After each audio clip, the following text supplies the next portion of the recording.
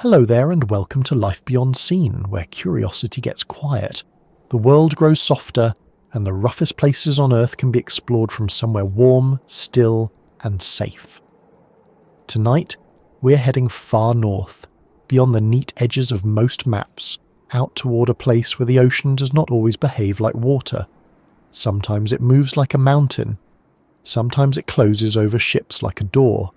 Sometimes it waits in darkness, under low clouds and blown snow, with nothing but a grey line between the sea and the sky. Tonight, we're talking about the Bering Sea, and why so many never made it home. It is a name that already feels cold, doesn't it? The Bering Sea. Even the sound of it seems to carry wind.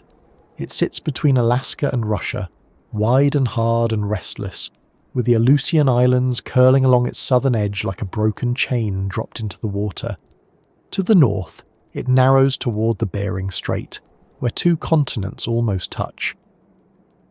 To the south, it opens into the North Pacific, where storms gather strength over thousands of miles before marching into colder water, with all the politeness of a door kicked open at 3 a.m. And yet, for all its danger, the Bering Sea is not empty, far from it. Beneath those rough waves is one of the most productive stretches of ocean on Earth. Fish move through it in huge numbers. Crabs crawl across the seafloor. Seals, whales, seabirds and walrus depend on its cold, rich waters. For coastal communities, it has long been a source of food, work, identity, and survival.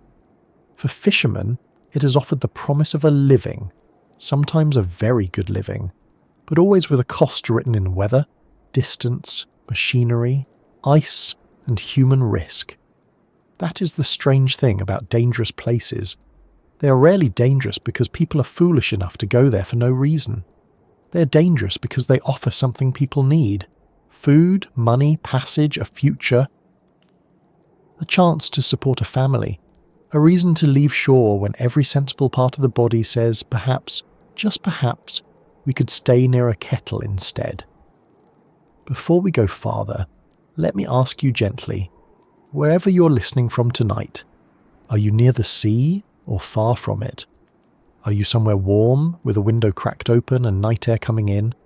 Or are you tucked away from winter, under blankets, hearing only the faint sound of your room around you? If you have ever stood beside a cold ocean, especially one under a dark sky, you may know the feeling. The water looks alive, but not in a friendly way. It does not hate you. It does not know you. That is almost the frightening part. The sea is not cruel in the way a person can be cruel. It is simply itself, and if you are small, tired, wet, or unlucky, that may be enough. If this quiet journey into harsh places brings you a little calm, or gives your mind something steady to follow as the day loosens its grip, I would be grateful if you liked the video and subscribed. It helps this small corner of night reach others who enjoy slow stories, real places, and the kind of science and history that can keep company without making too much noise. And as always, I hope what follows is interesting enough to hold your attention, but gentle enough not to keep you from sleep. That is the balance, really. A little knowledge, a little wonder, and no sudden alarms unless we are discussing actual ship alarms, in which case we will keep them at a respectful distance. The Bering Sea has a reputation that did not come from legend alone. It was earned. The men and women who worked there learned quickly that this was not the sort of ocean where you could rely on luck for very long. It is too remote for easy rescue, too cold for second chances, and too changeable for pride. A calm morning can become a dangerous afternoon. A deck that was merely wet can become slick with ice. A tired crew can make one small mistake at exactly the wrong moment. A line can snap. A wave can come over the rail. A boat can take on water faster than anyone wants to believe. Then the distance from home becomes more than geography. It becomes the whole problem. This is not a story about one wreck, one storm, or one unlucky captain. It is bigger than that. It is about a sea where danger comes in layers. Weather is one layer. Cold is another. Ice is another. Distance, darkness, fatigue, equipment, pressure, and money add more. None of these things alone explains everything. Many places have storms, many places are cold, many jobs are difficult. But in the Bering Sea, these risks can arrive together, at night, in freezing spray, hundreds of miles from help, while people are working on a moving steel deck with heavy gear around them and exhaustion pressing behind their eyes. There is something very human in the fact that people went anyway. Some went because fishing was all they knew. Some went because the pay could change a life. Some went because their families had done it before them. Some went because the sea, for all its danger, can become part of a person's blood. And some perhaps went because land has its own troubles, and at least on a boat the purpose is clear. Work, watch, haul, sort, repair, keep balance, keep warm, keep going. From the comfort of shore it's easy to imagine the danger as dramatic and sudden, a towering wave, a ship vanishing into black water, a radio call broken by static. Those things have happened. But danger at sea is often quieter at first. It begins with tired hands, a stiff latch, a pump that has not been checked recently enough, a little too much ice building up high on the vessel, a decision to keep fishing because the weather window might close soon, a crew member stepping where they have stepped 100 times before, only now the deck is different, the boat rolls, the line tightens, and the sea is waiting beside them. The Bering Sea does not need to be dramatic every minute to be deadly. It only needs 1 minute where everything goes wrong, and still, there is beauty there. That matters. We should not speak of the Bering Sea only as a machine for loss, because that would be untrue. There are mornings when light spreads across the water in pale bands, and the whole surface looks like hammered metal. There are nights when the sky clears and stars appear over the deck with a brightness that city people almost never see. There are whales moving through the distance, birds following the boat, and islands rising from mist like dark backs of sleeping animals. There is the strange comfort of routine among people who know their work. Coffee in a cramped galley, boots lined near a bunk, the thud of gear, the low engine note that becomes part of the body after enough time aboard. For those who loved it, the Bering Sea was never only danger. It was work, freedom, fear, beauty, boredom, reward and risk all tied together with rope and salt. It was a place where a person could feel very alive, which is sometimes another way of saying very aware that life is not guaranteed. That is why this story deserves to be told carefully. Not as a thrill ride, not as a list of disasters, and not as a simple warning from people on land who have never had to earn a living in weather that bites. It is a story about human courage, yes, but also human limits. It is about the hard math of survival. Cold water does not negotiate. A storm does not pause because a crew is tired. A boat does not stay upright because people love the people aboard it. Nature is not impressed by intentions, which is rude, frankly, but consistent. The Bering Sea teaches that reality can be both generous and unforgiving. It feeds millions, supports communities, and sustains an entire web of life. It also takes. Sometimes it takes slowly, wearing down metal, patience and judgment. Sometimes it takes all at once. And when it does, families on shore are left with questions that may never receive proper answers. What happened in those final minutes? Did they know? Was there time? Could anything have been done differently? The sea often keeps those details, not always, but often enough. There is a particular sadness in lives lost at sea because the body may not return, the place cannot be visited easily, and the last moment may belong only to water, weather, and darkness. Grief prefers something to hold, a room, a road, a marker, a final, known place. The sea gives coordinates, perhaps, or a last radio message or wreckage found later. Sometimes it gives nothing at all, just absence. And absence, as anyone who has known it understands, can be very loud. Tonight, though, we will move gently. We will not rush from wreck to wreck. We will not make fear louder than it needs to be. Instead, we will try to understand the place itself first.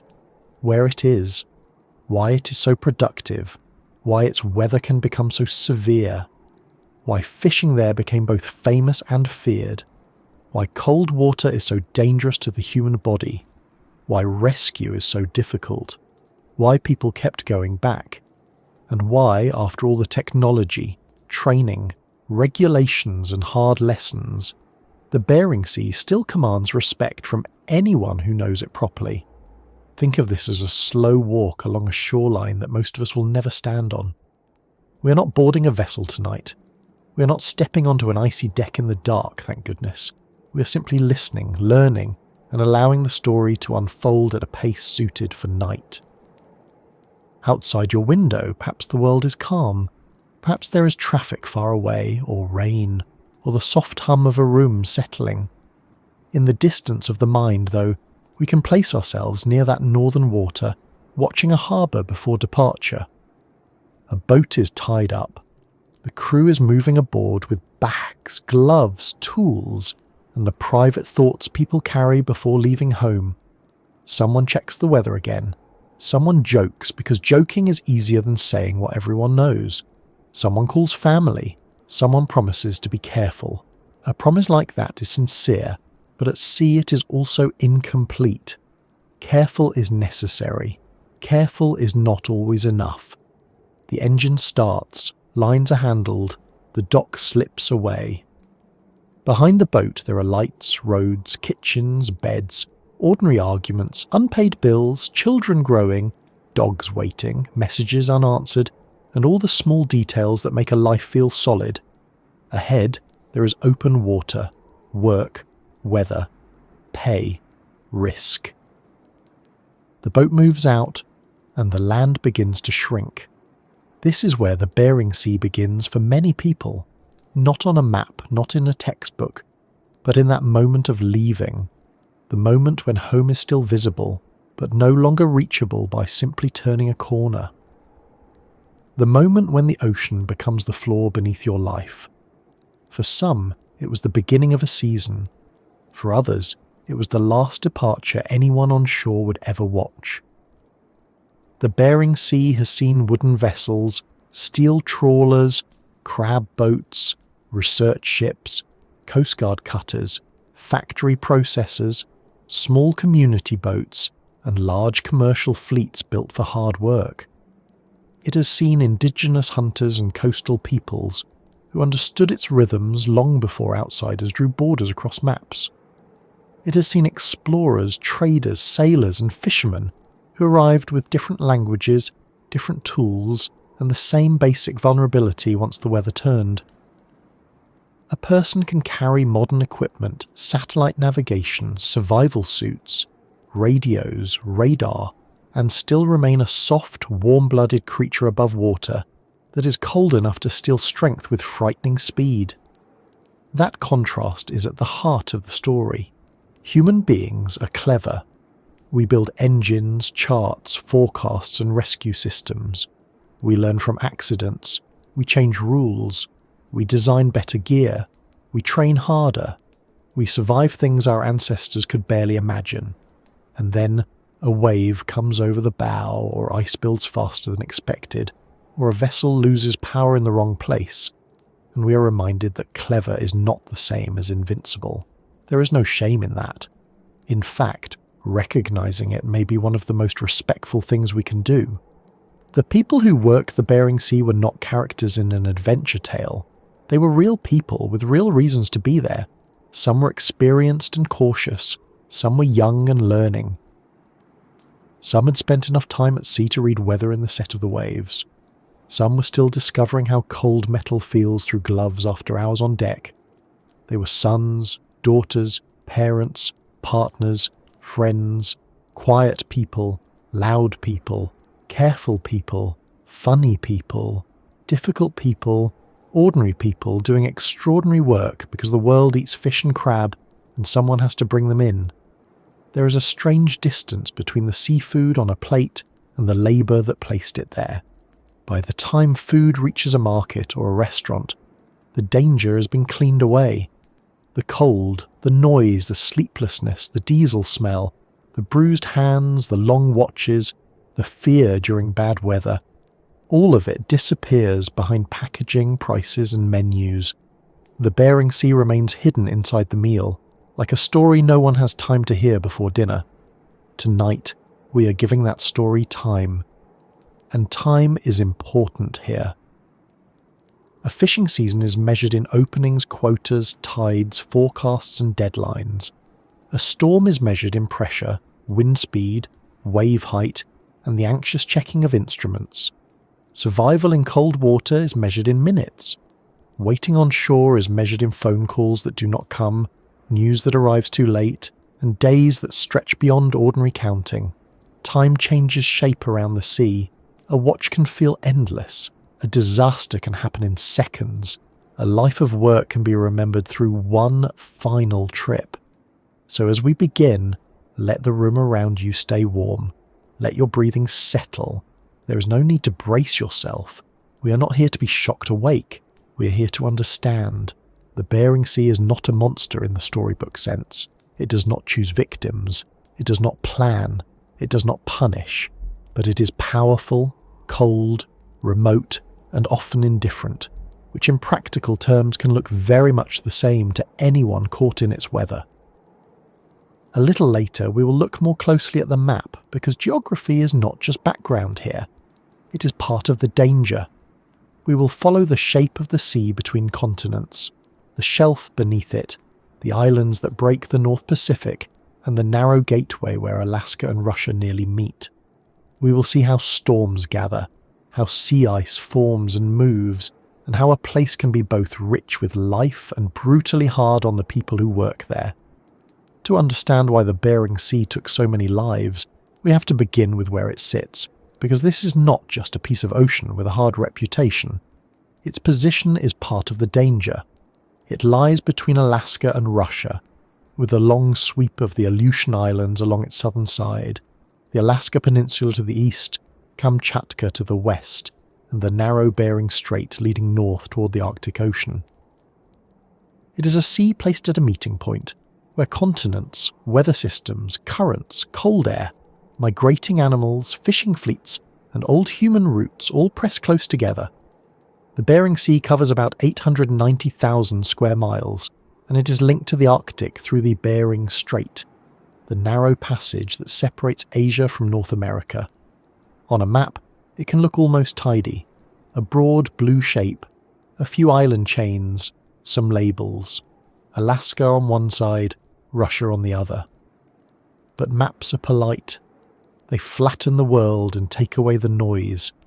They do not show the roll of a vessel under your boots, the ice building along a rail, the long distance from a safe harbour, or the way bad weather can turn a familiar route into something that feels newly invented and deeply unhelpful. A map does not tell you how small a boat feels when land is gone from every direction. It does not tell you how far away help can be, even when people know you are in trouble. The Bering Sea is often spoken of as remote, and it is, but remote can be a soft word until you put it into ordinary terms. Remote means that when something breaks, there may not be a nearby mechanic, dock, or calm bay waiting like a sensible friend. Remote means rescue crews may have to cross the same dangerous weather that trapped you. Remote means that a radio call can travel quickly, but a ship or helicopter still has to fight through actual distance, actual wind, and actual darkness. Remote means that a mistake becomes heavier. On land, if your car fails, you may be annoyed, cold, late, and forced to make an undignified phone call. In the Bering Sea, if a vessel loses power in bad weather, the ocean immediately becomes part of the conversation. The sea itself is shaped in a way that matters. Much of the eastern Bering Sea is a broad continental shelf, shallow compared with the deep ocean to the southwest. Farther out, the bottom drops away into deeper basins, including the Aleutian Basin and Bowers Basin, where depths can reach thousands of feet.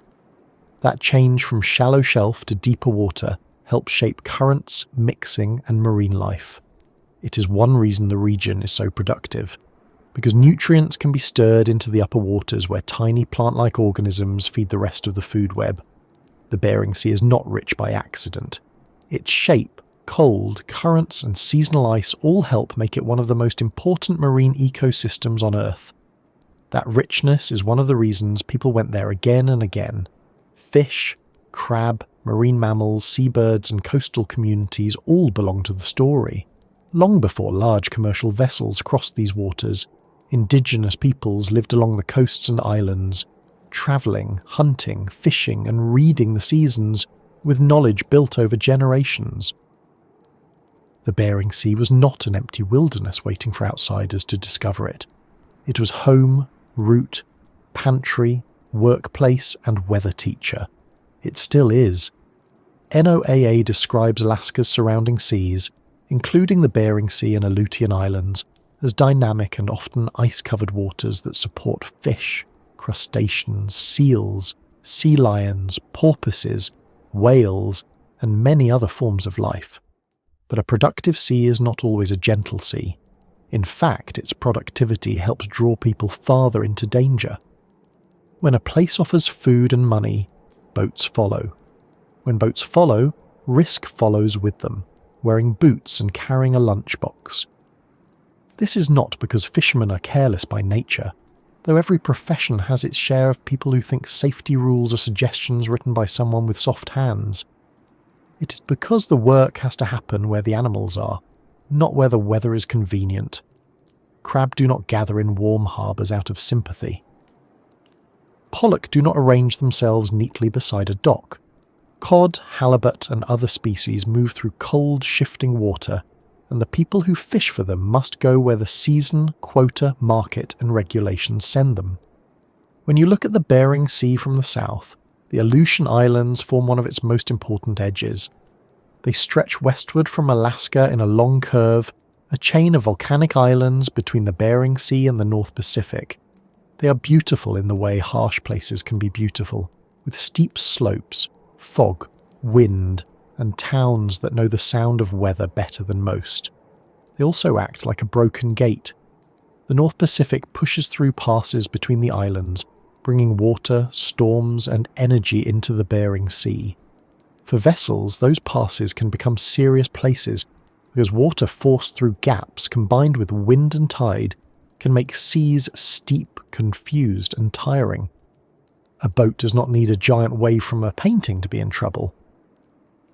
It can be worn down by hours of ugly, uneven water that never quite lets the crew relax.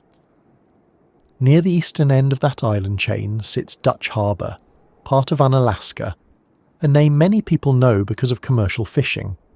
It has been one of the major fishing ports connected to the Bering Sea, a place where vessels load gear, take on supplies, change crews, and head out toward work that can be profitable and punishing in the same week. In a harbour like that, the edge between land life and sea life is very clear. On one side there are docks, lights, fuel, repairs, paperwork, coffee, phones, and a chance to stand still. On the other side there is open water, rolling decks, machinery, weather forecasts, and the constant need to pay attention. A harbour can feel safe, but it is also a reminder that safety is something you leave behind in stages. First, the dock, then the last land, then the last easy option.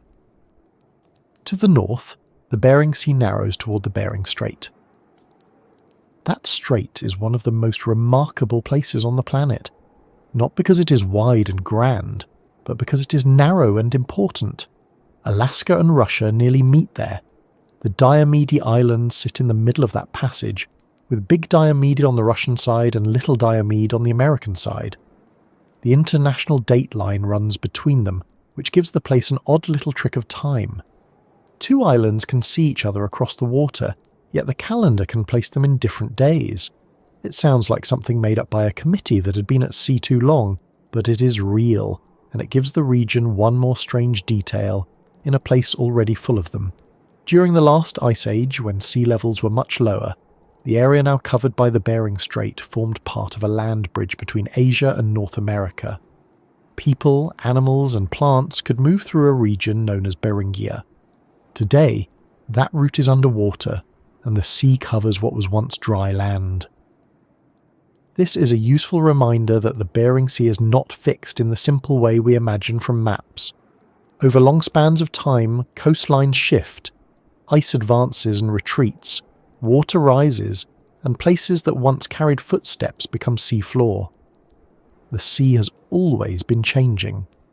Human beings simply tend to notice change most strongly when it interferes with our plans, which, to be fair, is often when it becomes most inconvenient. The islands scattered across the Bering Sea make the map look more inhabited than the water often feels. St. Lawrence Island lies in the northern part of the sea, closer to Siberia than to mainland Alaska. Nunivak Island sits nearer the Alaska coast.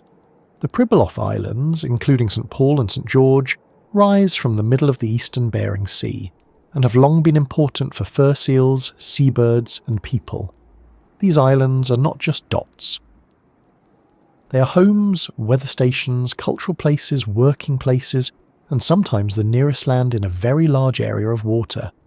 For a vessel in trouble, though, land on a chart and land you can safely reach are not the same thing. A rocky island in bad weather may not be a refuge. It may be another hazard. That is one of the hard truths of this region. The same geography that creates shelter in some conditions can create danger in others. Islands interrupt wind and current, but they can also produce rough seas around headlands, hidden rocks, poor visibility, and difficult approaches. Harbours are precious because not every coastline offers one. The Bering Sea does not have the soft, crowded edge of a seaside holiday town, where every few miles there is another cafe, marina, and someone selling chips to gulls who absolutely do not need more confidence. Its edges can be steep, cold, exposed, and sparsely settled. A vessel may pass places that look close on a chart but are not simple to enter, especially in darkness, snow, fog, or high seas. Weather moves across the Bering Sea with room to grow. Storms from the North Pacific can sweep into the region, and cold air from the Arctic can press south. Where air masses meet, pressure changes and strong winds follow. The Aleutian Low, a semi-permanent low-pressure region in the North Pacific, helps drive much of the storminess around Alaska and the Bering Sea, especially in the colder months. For people at sea, this means forecasts are not background information. They are part of the work. A good forecast can shape decisions. A bad forecast or a fast-changing situation can leave a crew dealing with conditions that arrive sooner, harder, or from a worse direction than expected. The shape of the seafloor can add to the problem. In shallow water, waves can become steeper and closer together than they are in deep water. A long ocean swell has space to move, but when that energy reaches shallower areas, it changes. It can rise, shorten, and become more uncomfortable for a vessel. The eastern Bering Sea shelf is broad, and broad shallow water under strong wind can become a very unpleasant working surface. People sometimes imagine danger at sea as one enormous wave. More often, it is wave after wave after wave, each one manageable by itself, until fatigue, icing, equipment strain, and one awkward roll begin adding up. Sea ice is another defining part of the Bering Sea, though not always in the same way from year to year. Seasonal ice forms and retreats, and its presence influences water temperature, salinity, marine life, and human activity.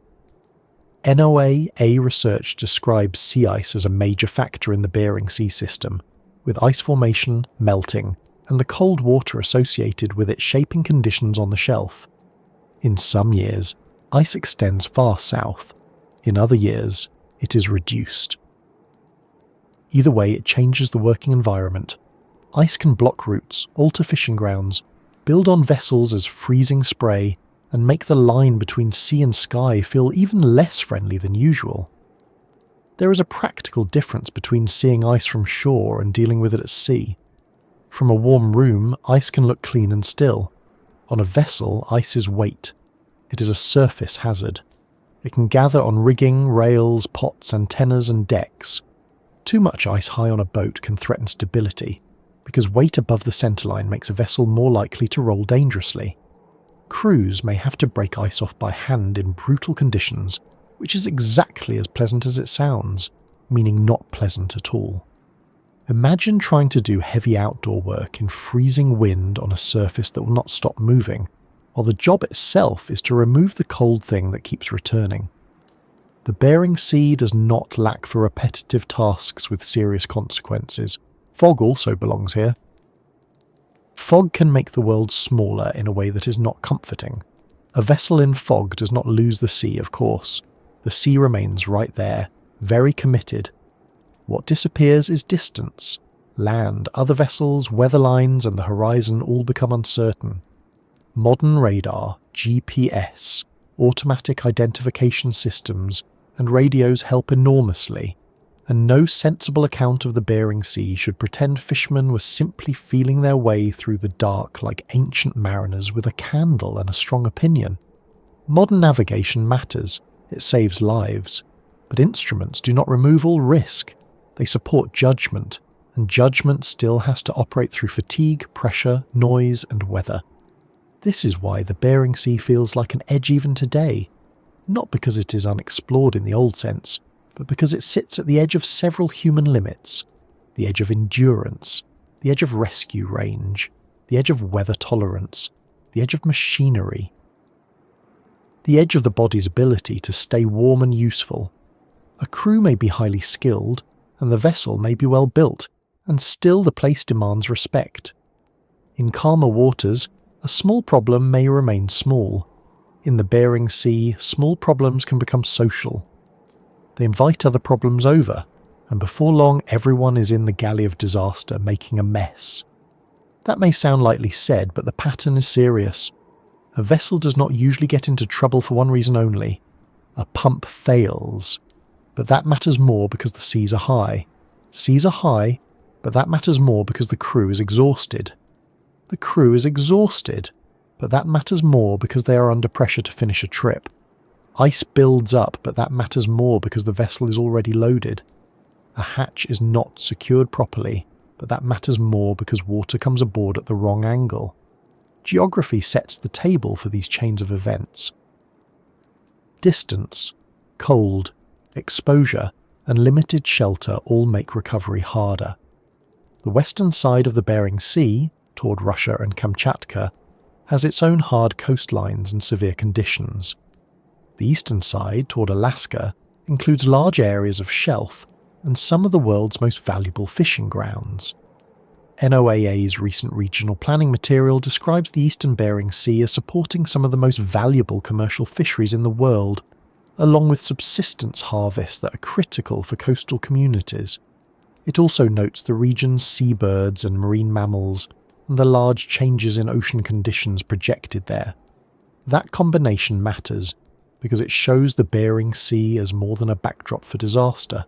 It is an active living system and a working region. It feeds people locally and far away. It supports cultures, economies, and traditions. When conditions shift, the effects do not stay out at sea. They reach homes, towns, docks, processing plants, fuel bills, freezers, dinner tables, and family decisions. A sea like this is not separate from human life. It is woven into it in very practical ways. When the ice changes, when fish move, when storms disrupt seasons, when a vessel is lost, the consequences travel inland. For fishermen, beginning a trip into the Bering Sea means entering a place where the ordinary rules of time and distance seem to change. A point on a chart may be only a few hundred miles away, but in bad weather it can feel much farther. A safe harbour may be reachable in good conditions, but not in the conditions that make you need it most. A storm might be forecast for later, then arrive early enough to make everyone aboard suddenly more interested in details. The Bering Sea is full of these practical complications. It is not enough to know where you are. You have to know what the water is doing, what the wind is about to do, how your vessel is handling, how tired your crew is, how much ice is building, where the nearest shelter lies, and whether the choice that feels manageable now will still feel manageable in 6 hours. That is the part of sea life that outsiders can miss. It is not just bravery, it is constant assessment. A good captain is not someone who fears nothing. That would be a poor hiring policy and a quick way to meet trouble. A good captain understands fear as information. Weather reports, barometers, engine sounds, crew mood, fuel, load, and the look of the water all become part of a moving calculation. The Bering Sea demands that calculation again and again. It does not care if anyone is bored of calculating. It will provide another variable shortly. The human body is also part of the geography in a way. People are built for land. We can learn the sea, work on it, love it and cross it, but our bodies remain land animals with inconvenient expectations. We prefer air. We prefer warmth. We prefer stable floors. We prefer not to be hit by heavy gear while standing in freezing water at night. The Bering Sea tests all of those preferences. It places humans in an environment where balance, warmth, sleep, and judgment can all be strained at once. This is why the edge of the world is not just a location. It is the edge between what humans can manage and what they cannot manage for long. Still, people have always gone to edges. There is work there. There is food there. There is knowledge there. There is sometimes money there. And there is also the old human tendency to believe that with enough skill, the dangerous thing can be handled. Often it can. Most boats that leave harbour return. Most trips end not in tragedy, but in tired crews, worn gloves, stories, repairs, and the ordinary relief of tying up again. That is important to remember. If every voyage ended badly, no one would go. The danger lies in the fact that many voyages go well enough to make the next one feel possible, while the sea quietly keeps the right to change its mind. So when we say the Bering Sea begins at the edge of the world, we do not mean it is empty or beyond human understanding. We mean it is a place where margins become thin, the margin between open water and ice, between shallow shelf and deep basin, between two continents, between the Pacific and the Arctic, between rich fishing grounds and lethal weather, between a successful season and a loss that a family will carry for the rest of their lives. It is a working sea, a living sea, and a difficult sea, and those three facts cannot be separated. Picture again a vessel leaving harbour, not in a dramatic way. No thunder, no music, no slow-motion farewell. Just a working boat heading out with fuel in its tanks, gear secured, crew aboard, and a forecast everyone has read more than once. The land falls back. The radio continues to chatter. Gulls follow for a while, hopeful and rude. The water changes as the boat moves farther out. There may be grey light on the waves, or a low ceiling of cloud, or fog thick enough to make the bow feel like the edge of the known universe. Somewhere below, the seafloor slopes and shelves. Somewhere ahead, weather is forming or fading. Somewhere behind, a person on shore checks the time and thinks about calling later. This is where the story of loss begins to make sense. Not because tragedy is waiting at every mile, but because every mile adds distance from help and closeness to forces that cannot be talked down. The Bering Sea begins as geography, but for the people who work it, geography becomes pressure, habit, risk, and memory. It becomes the route out, and if all goes well, the route back. And when all does not go well, that same wide water becomes the reason returning is so hard.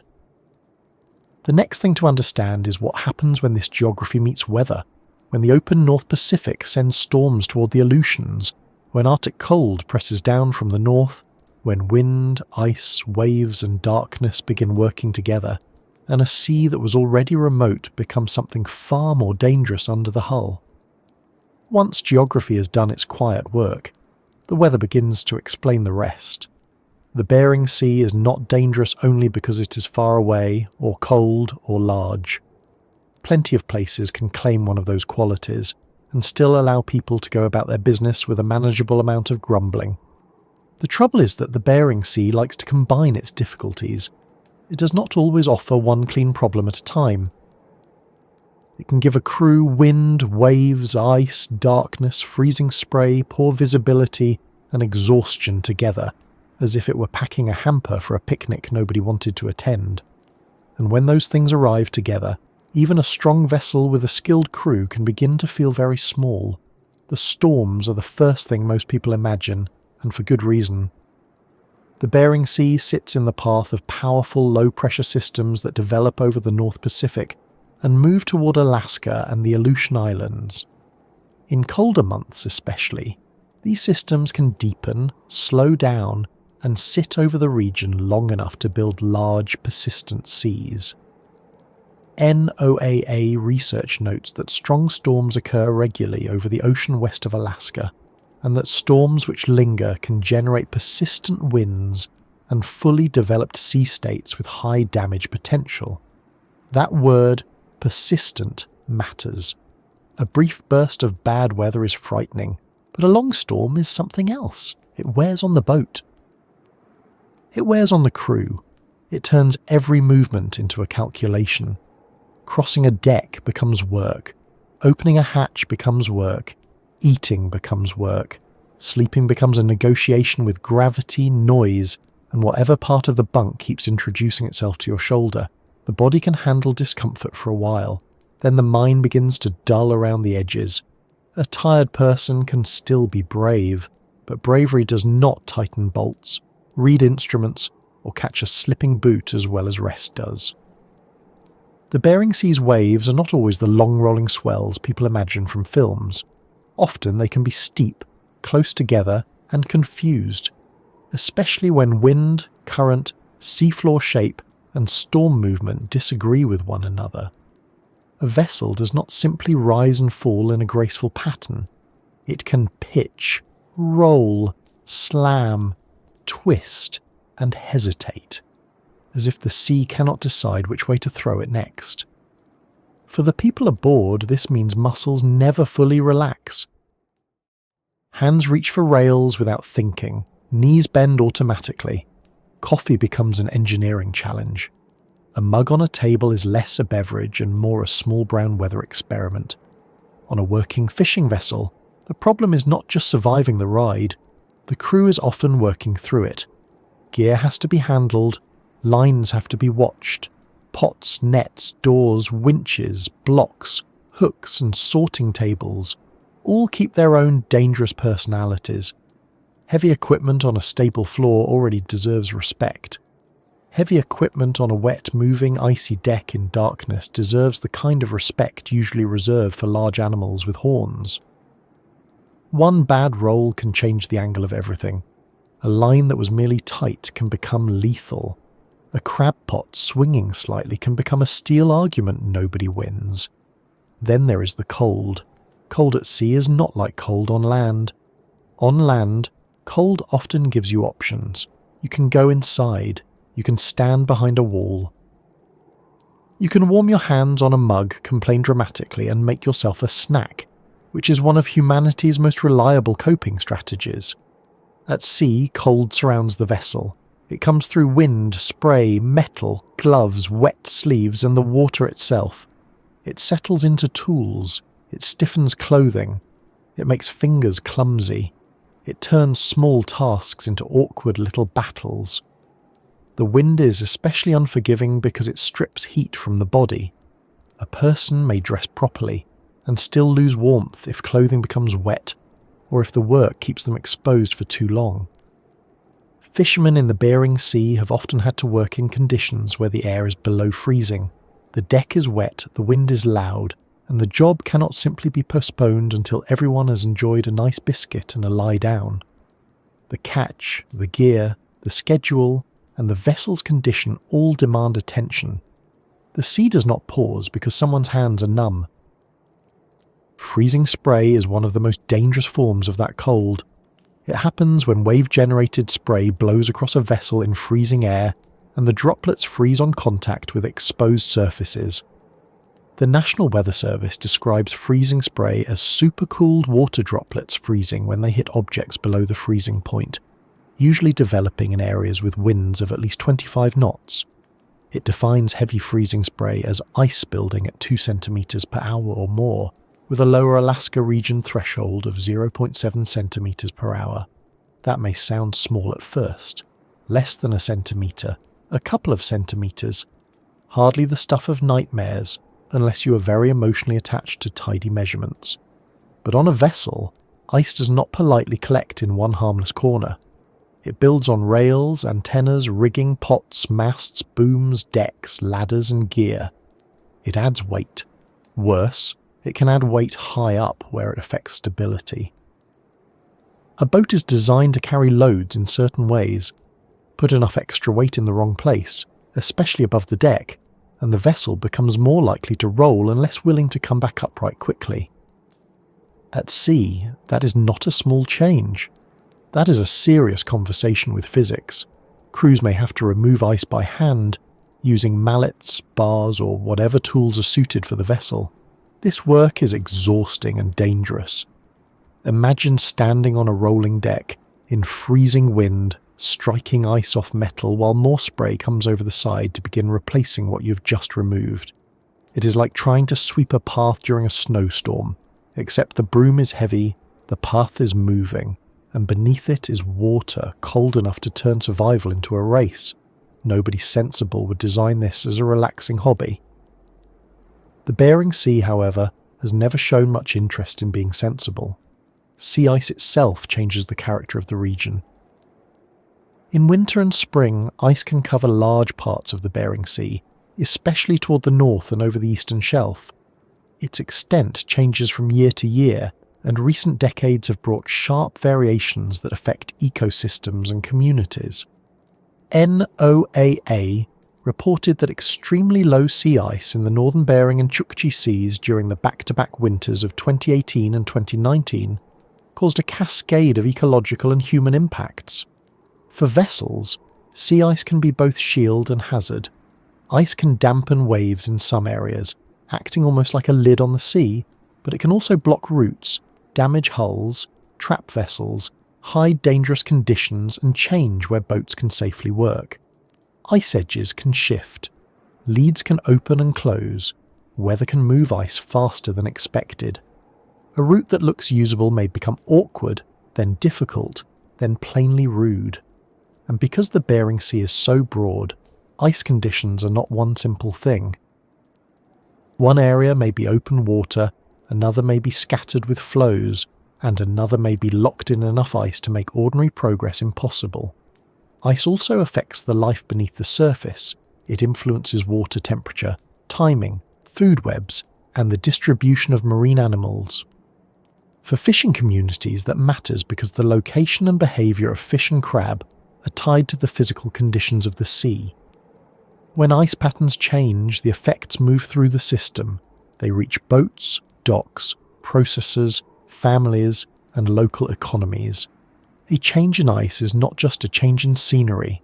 It can mean a different season, a different route, a different risk, or no opening at all. Fog and snow add another layer. The Bering Sea can shrink around a vessel until the horizon disappears. Visibility drops, but the dangers remain at full size, which feels rather unfair. Snow can flatten the world into grey and white. Fog can make distance almost meaningless. Radar helps. GPS helps. Modern communications help, but instruments do not erase the unease of moving through poor visibility, especially when other vessels, ice, shoals, or gear may be nearby. The crew still has to interpret what they see, what they hear, and what the instruments report. They still have to make decisions while the vessel moves under them. Darkness makes everything harder. In the far north, winter nights are long, and work may continue through hours when the world beyond the deck lights is almost invisible. A boat at night can feel like a small lit room moving through a black field. Inside that circle of light the crew works. Beyond it, waves rise and fall without needing to be seen. The darkness hides scale. A wave can appear suddenly from outside the lights. Spray crosses the deck. Gear gleams wetly. Faces are partly hidden by hoods, hats, and headlamps. communication becomes practical and brief. No one gives speeches in such conditions unless they are very new or have recently made poor choices about caffeine. The sea itself is endless in the way working water can feel endless. Of course it has boundaries. We know where Alaska is, where Russia is, where the Aleutians lie, where the Strait narrows. But from a vessel far offshore, those facts can feel theoretical. There is only water, weather, and the task at hand. Endless water changes how risk feels. On land, there is always a sense that help belongs somewhere nearby, even if it takes time to arrive. At sea, help may be coming, but it has to cross the same dangerous surface. The distance is not just measured in miles, it is measured in sea state, wind, fuel, daylight, aircraft range, and whether anyone can safely reach you. This is one reason the Bering Sea has such a fearsome reputation. A storm in a populated coastal area can be met by many layers of response. Roads, hospitals, nearby stations, local crews, shelters, power crews, neighbours. In the Bering Sea, the network is thinner. The Coast Guard has saved many lives in Alaska waters, often under brutal conditions, but rescue is never magic. Helicopters have limits, cutters have limits. Weather has a vote. A person in trouble may be known, located, and still very hard to reach. That is one of the cruel details of modern danger. Technology can tell the world exactly where you are, while the world still struggles to get there in time. The vessel becomes the first and most important place of survival. Its design, maintenance, stability, watertight integrity, pumps, alarms, emergency gear, and crew training all matter. A well-run boat is a working system, not just a hull with an engine. Hatches must be secured, drains must stay clear, loads must be managed, equipment must be maintained, survival suits must be accessible, radios must work, life raft must be ready. Every one of these details sounds obvious while sitting safely at a desk. At sea, in weather, while tired, with money and time pressing, obvious things can become difficult to do perfectly every time, and the Bering Sea punishes imperfection quickly. Water entering where it should not enter, ice accumulating faster than expected, a load shifting, a mechanical failure, a crew member injured during heavy weather. These problems might be survivable in isolation. The danger comes when they stack. A vessel loses power, then turns beam onto the seas. Ice builds while the crew struggles to restart systems. Water comes aboard, a pump clogs, someone is hurt. The radio message is short because there is no time for anything longer. Disaster at sea often has this chain-like quality. The first link may be small, the last one may be unbearable. Storm surge and coastal flooding also belong to the larger Bering Sea story, especially for communities along western Alaska. In September 2022, the remnants of Typhoon Merbok drove major flooding along Alaska's west coast, and satellite observations recorded significant wave heights above 14 metres or 46 feet in the Bering Sea during the event. That was not a normal fishing inconvenience. That was a reminder that the region can receive storm energy on a scale that affects entire communities, not just vessels offshore. For people living along the coast, storms are not distant spectacles. They can damage homes, roads, fuel tanks, boats, docks, and burial grounds. They can erode shorelines and disrupt hunting and fishing. When sea ice is reduced, some communities can lose a protective barrier that once helped dampen winter waves. The same conditions that make the sea more dangerous for vessels can also make the land feel less secure. In the Bering Sea region, the line between marine weather and daily life is thin. A storm offshore can become a problem at the kitchen table soon enough. Still, there are calm days. This is important because a place cannot be understood only by its worst behaviour. The Bering Sea can lie nearly still under a pale sky.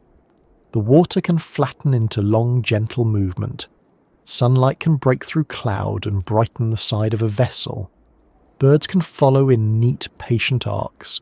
A crew can work steadily. tired but not afraid, with routines clicking into place. On days like that, the danger may feel distant, almost exaggerated by people who prefer land and have suspiciously clean boots. A calm sea can make yesterday's warning seem dramatic. That is part of its beauty and part of the trap. A dangerous place does not always look dangerous. Sometimes it looks ordinary. Sometimes it even looks kind. Fishermen know this better than most. They may enjoy the calm, but they do not mistake it for a promise. Weather windows open and close. A good day can be used, but not trusted too deeply. The Bering Sea has a habit of changing its tone, and those who work there learn to listen for the change before it becomes obvious. The beauty of the Bering Sea is concrete. It is not the soft beauty of a beach holiday with folded towels and somebody selling fruit under a striped umbrella. It is the sight of low light on cold water. It is the clean line of snow on volcanic islands. It is the sudden appearance of a whale's back in the distance. It is the movement of seabirds over the wake. It is a clear night where stars seem close enough to make a tired deckhand look up for a few seconds longer than planned. It is also the beauty of competence, of people doing hard work well in a place that demands attention. The monster part is concrete too.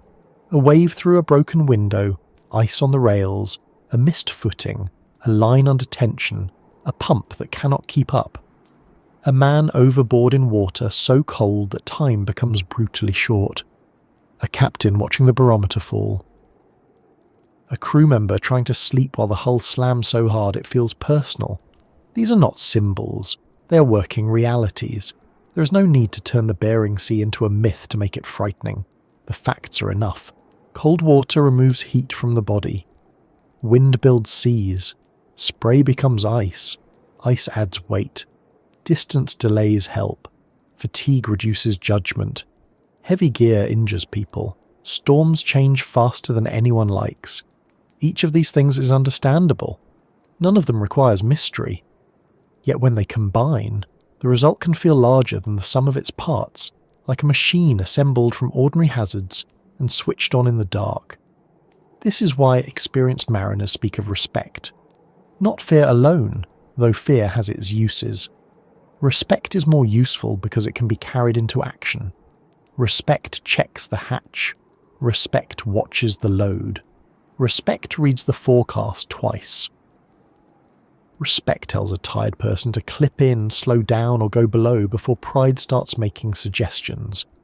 Respect remembers that the sea has been doing this longer than any captain, any company, any regulation, any boat, and certainly longer than any man who once had one lucky season, and now considers himself immune to weather, which is a medical condition best treated with humility. As the vessel moves through storm, ice, and endless water, the crew enters a rhythm that is both practical and tense. Watch, work, eat, sleep if possible, wake, check, haul, sort, repair, repeat. The body adjusts to motion. The ear learns which engine sounds are normal. The hands learn where to grab without looking. The mind learns to hold small worries in the background. Is the weather building? Is the ice getting worse? Is that pump cycling too often? Did the wind shift? Has anyone seen the new deckhand in the last few minutes? These questions do not always become emergencies, but they are always part of the atmosphere aboard. There is a reason that many stories of the Bering Sea begin with weather but end with people. Storms do not make decisions. Ice does not feel pressure. Endless water does not know the name painted on the hull. People are the ones who must interpret, respond, endure, and sometimes admit that the safest choice is to turn back, shelter, wait, or stop fishing. That choice can be hard. A season may be short. A quota may matter. Fuel is expensive. Crew need income. The catch may be there. The forecast may be uncertain. The sea creates danger, but human life gives that danger its stakes. So the beautiful monster is not a monster with teeth and intention. It is a place where ordinary physical forces become serious because human beings work among them. Wind is just moving air, until it builds waves under a fishing vessel.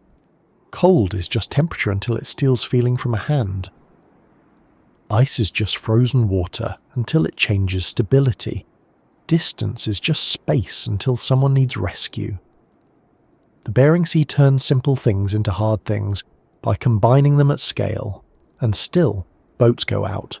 They go out because the fishing grounds are there, because communities depend on the sea, because crews have bills and families, because experience tells them that danger can often be managed, and because human beings have always found ways to work in places that do not especially welcome them. The harbour lights fade, the weather reports continue, the deck gets wet, the wind comes around, a crew settles into the job. Ahead of them is not only the storm, not only the ice, not only the dark water stretching beyond the bow. Ahead of them is the reason they came at all. The catch beneath the surface, valuable enough to pull people into one of the hardest working environments on Earth, and dangerous enough that every dollar earned there seems to carry a little salt, a little cold, and the memory of someone who did not come back. The promise beneath the Bering Sea has always been very practical. It is not treasure in the old storybook sense. No wooden chest lying open on the seafloor, no neat piles of coins waiting beside a polite octopus with excellent accounting skills. The gold here has fins, shells, claws, scales, roe, and muscle. It swims, crawls, migrates, hides, and sometimes vanishes just when people need it most. It is food, but it is also rent, fuel, wages, debt, school clothes, boat payments, processing jobs, community budgets, and the difference between staying afloat and quietly slipping under financially, which is a less dramatic kind of sinking, but still a sinking all the same.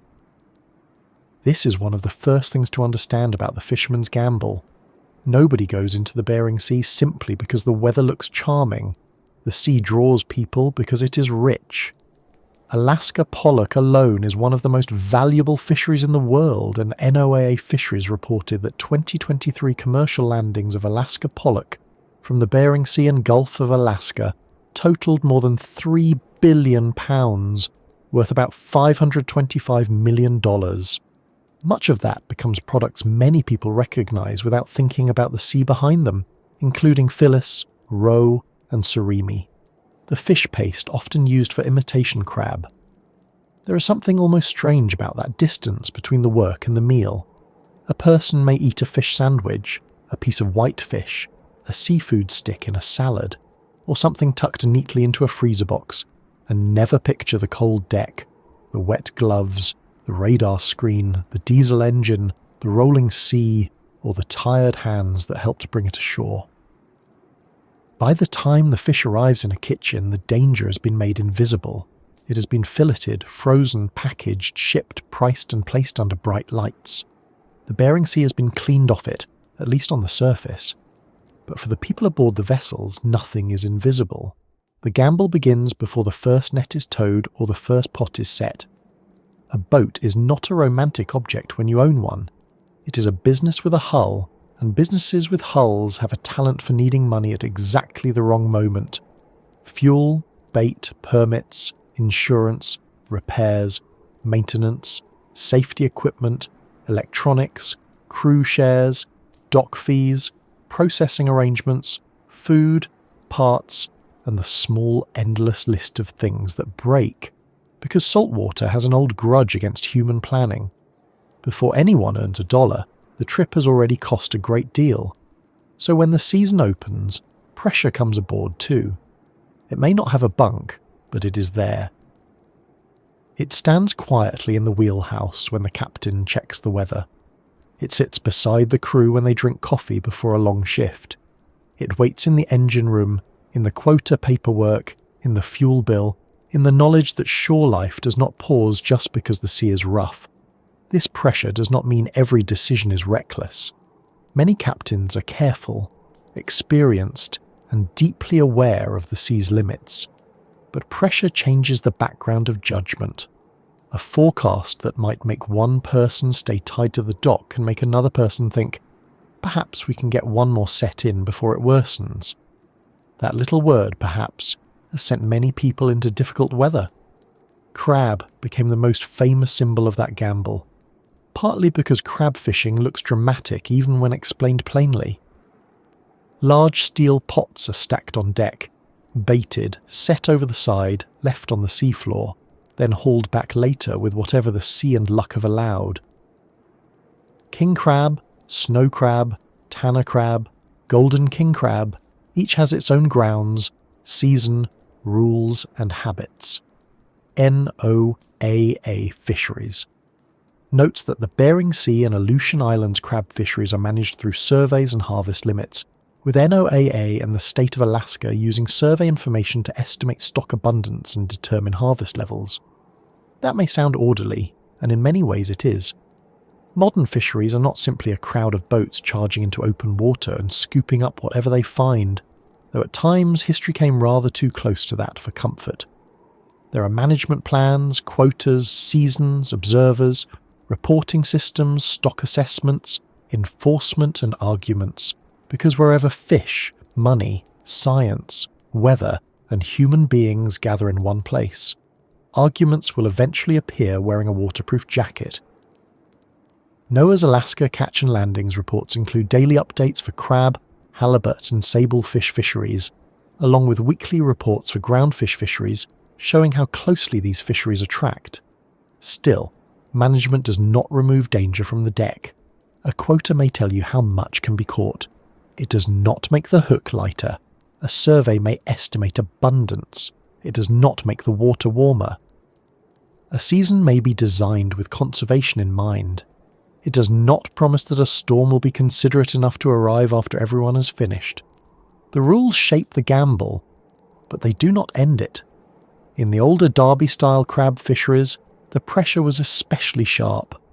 Boats raced to catch as much as possible in short openings, sometimes only a handful of days because the fishery could close once the allowable catch was reached. That meant crowded grounds, heavy potloads, crews working through fatigue, and a terrible incentive to keep fishing in weather that wiser instincts might have avoided. NIOSH reported that the Bering Sea and Aleutian Island crab fleet had a fatality rate of 770 deaths per 100,000 full-time equivalent workers in the late 1990s, with an average of 8 deaths per year during seasons that lasted as few as 4 days. The main cause of death was drowning after vessel capsizing, with boats losing stability from overloading and icing of crab pots on deck. There is a grim logic in those numbers. A crab pot is valuable when it is catching crab, but on deck it is also weight. Stack enough weight high enough, add freezing spray, add ice, add rough seas, add the need to move quickly, and the vessel's margin narrows. A stable boat becomes less stable. A busy deck becomes more dangerous. The sea does not need to do anything extraordinary. It only needs to apply normal forces to a situation humans have made more fragile. The word gamble can sound as if everything depends on luck, but that is not quite fair. Fishermen rely on skill, memory, seamanship, mechanical sense, weather judgment and knowledge passed from one person to another in wheelhouses, engine rooms, docks and galleys. They learn where crab may be, where the bottom is suitable, how currents move, how gear behaves, how a boat handles in different seas, and which crew members can be trusted when things get ugly. A good fisherman is not simply a person who takes risks. A good fisherman understands which risks can be managed, which risks are foolish, and which risks are hiding behind money with a friendly smile. But luck is still present. It is there in the weather that changes faster than expected. It is there in the mechanical part that fails after inspection. It is there in the wave that comes at the wrong angle, the patch of ice that forms where a boot lands, the moment of fatigue when a person clips in late or reaches too far. Skill reduces risk. It does not erase it. The Bering Sea has never signed any agreements saying that experience will always be rewarded, which seems impolite after all the trouble people go through to acquire it. The money, when it was good, could be very good. That is part of why the stories became famous. A successful crab trip could pay a crew member more in a short season than many jobs paid in months. The idea had a fierce pull. especially for young workers willing to endure cold, danger, and exhaustion for the chance at a large check. There is no mystery in that. People have crossed deserts, mountains, oceans, and worse for money that might change a life. The Bering Sea simply offered its version of the bargain. Come out here, work harder than you thought you could, stay alive. Maybe go home with enough to make it worth the fear. That maybe carried a lot of weight. A fisherman's income is not always steady. It can depend on the catch, the price, the crew share, the season length, the cost of the trip, and the success of decisions made under conditions no office spreadsheet can fully understand. The boat might find crab quickly, or spend days searching. The weather might hold or slam the grounds just as the gear is set. A mechanical problem might cut a trip short. A market shift might turn what looked like a profitable season into something thinner. In this world, the sea is not the only uncertain thing. Prices move too. Regulations change. Stocks rise and fall. Fuel costs climb. Processors close or reduce operations. A person can do the dangerous part correctly and still lose money, which is one of the less cinematic but deeply exhausting forms of risk. The recent crab collapses are a reminder that the gold beneath the waves is not guaranteed to remain. NOAA's 2024 economic snapshot of the Alaska seafood industry described major losses during 2022 and 2023, including a $1.8 billion loss for the industry and a 50% decline in profitability from 2021 to 2023. The same snapshot also noted that from 2018 to 2021, an estimated 10 billion crab disappeared from the Bering Sea, associated with increased caloric demands linked to warmer conditions. That is a number so large it becomes difficult to hold in the mind. 10 billion crab. Not a poor season, not a disappointing haul. A disappearance at a scale that reaches far beyond one vessel or one harbour. When stocks collapse or seasons close, the loss moves through people's lives. Crews lose income.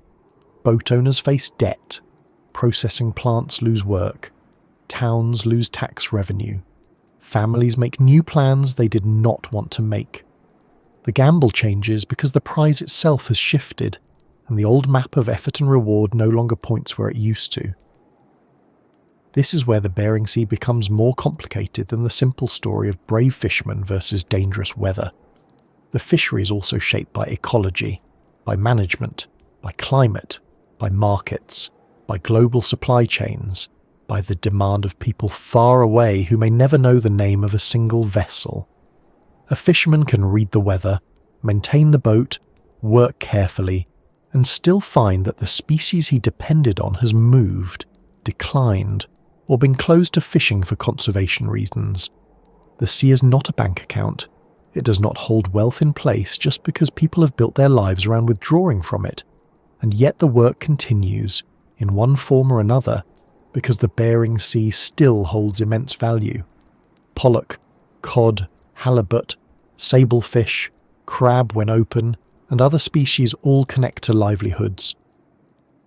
The groundfish fisheries of the Bering Sea and Aleutian Islands operate under federal management, and NOAA Fisheries sets harvest specifications to manage those fisheries within conservation rules.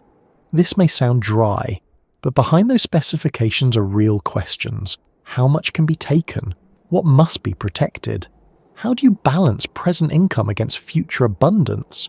How do you keep communities alive without emptying the water they depend on? These are not easy questions. Anyone who pretends they are easy has probably not had to pay for a boat engine, feed a crew, protect a crab stock, answer to a coastal town, and make sense of warming water all in the same week. Conservation can feel like a restriction when your family needs money now. Overfishing or poor management can ruin the future. Climate-driven change can make both sides feel as if they are arguing on a floor that is moving beneath them. The Bering Sea has always moved beneath people, of course. Lately, it has been moving in more ways than one. For the crew on deck, though, the big picture often narrows to the next task. Bait the pot, set the pot, watch the line, keep clear, haul, sort, stack, move carefully, do it again.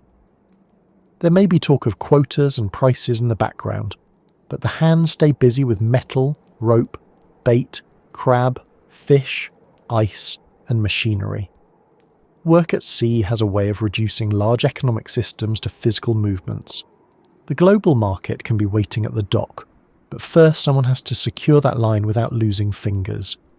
Very few financial charts show this step, which is probably for the best, as charts are already depressing enough.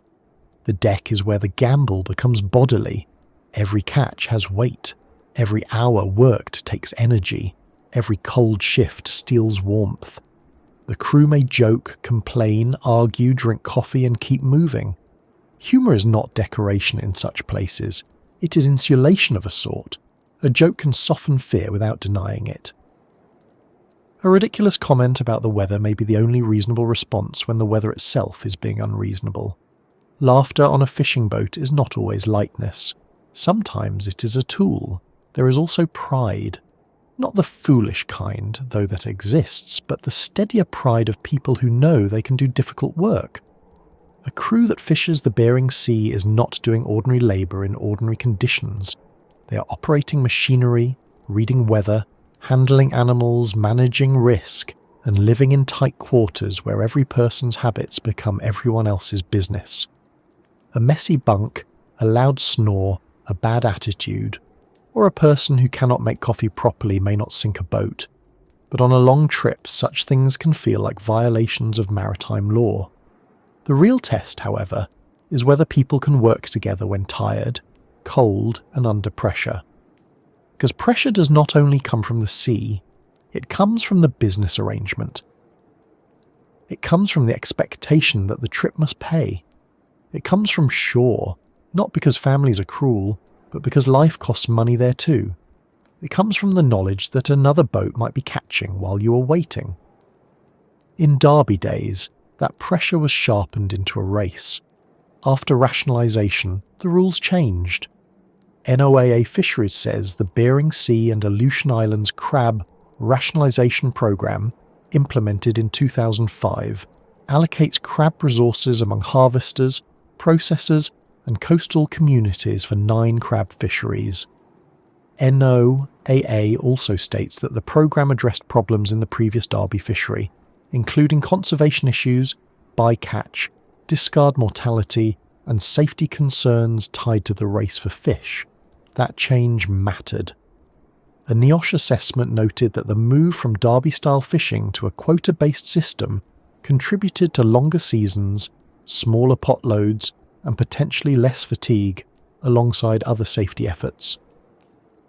It also noted that the fleet consolidated with fewer vessels participating after the change. Safety improved, but not without economic consequences for some people. That is another pattern in the Bering Sea story. A solution may reduce one danger while creating a different kind of hardship. Fewer boats may mean less racing and less crowding, but also fewer crew positions and a different distribution of opportunity. The sea is difficult, and so is managing the people who depend on it. For those who remember the older seasons, the phrase "race for fish" is not abstract. It meant everyone knew the clock was running. It meant loading the deck heavily. It meant leaving when the opening began, not when the weather was polite. It meant crews could work punishing hours, because stopping meant another boat might land what you did not. The Bering Sea was already dangerous enough without turning the season into a sprint across ice water, but economics has a way of making bad ideas look efficient for a while. Many industries have learned this lesson. Fishing learned it with names and faces attached. The gamble also had a social life. Ports like Dutch Harbour became places of departure and return, where crews gathered, vessels loaded, repairs were made, and rumours moved almost as quickly as weather. Who was catching? Who broke down? Who took a wave? Who had a good skipper? Who had a bad one? Which boat needed crew? Which boat should a sensible person avoid unless the alternative was living under a bridge with a very judgmental gull? In fishing towns, information matters. Reputation matters. A captain's judgment, a vessel's maintenance, and a crew's discipline are not private details. They can become survival factors. Then there is the family side, usually less visible, but just as real. The gamble is not carried only by the person at sea, it is carried by those who wait. Partners who check weather reports, parents who try not to imagine worse cases, children who understand that a parent is away working, but not always how far away or how dangerous the work can become. Phone calls from sea can be brief, delayed, or impossible. Silence may mean nothing more than poor connection, a busy watch, or exhaustion. Silence can also become terrifying because everyone knows what it might mean. Waiting is its own form of labour, unpaid and often unrecognised.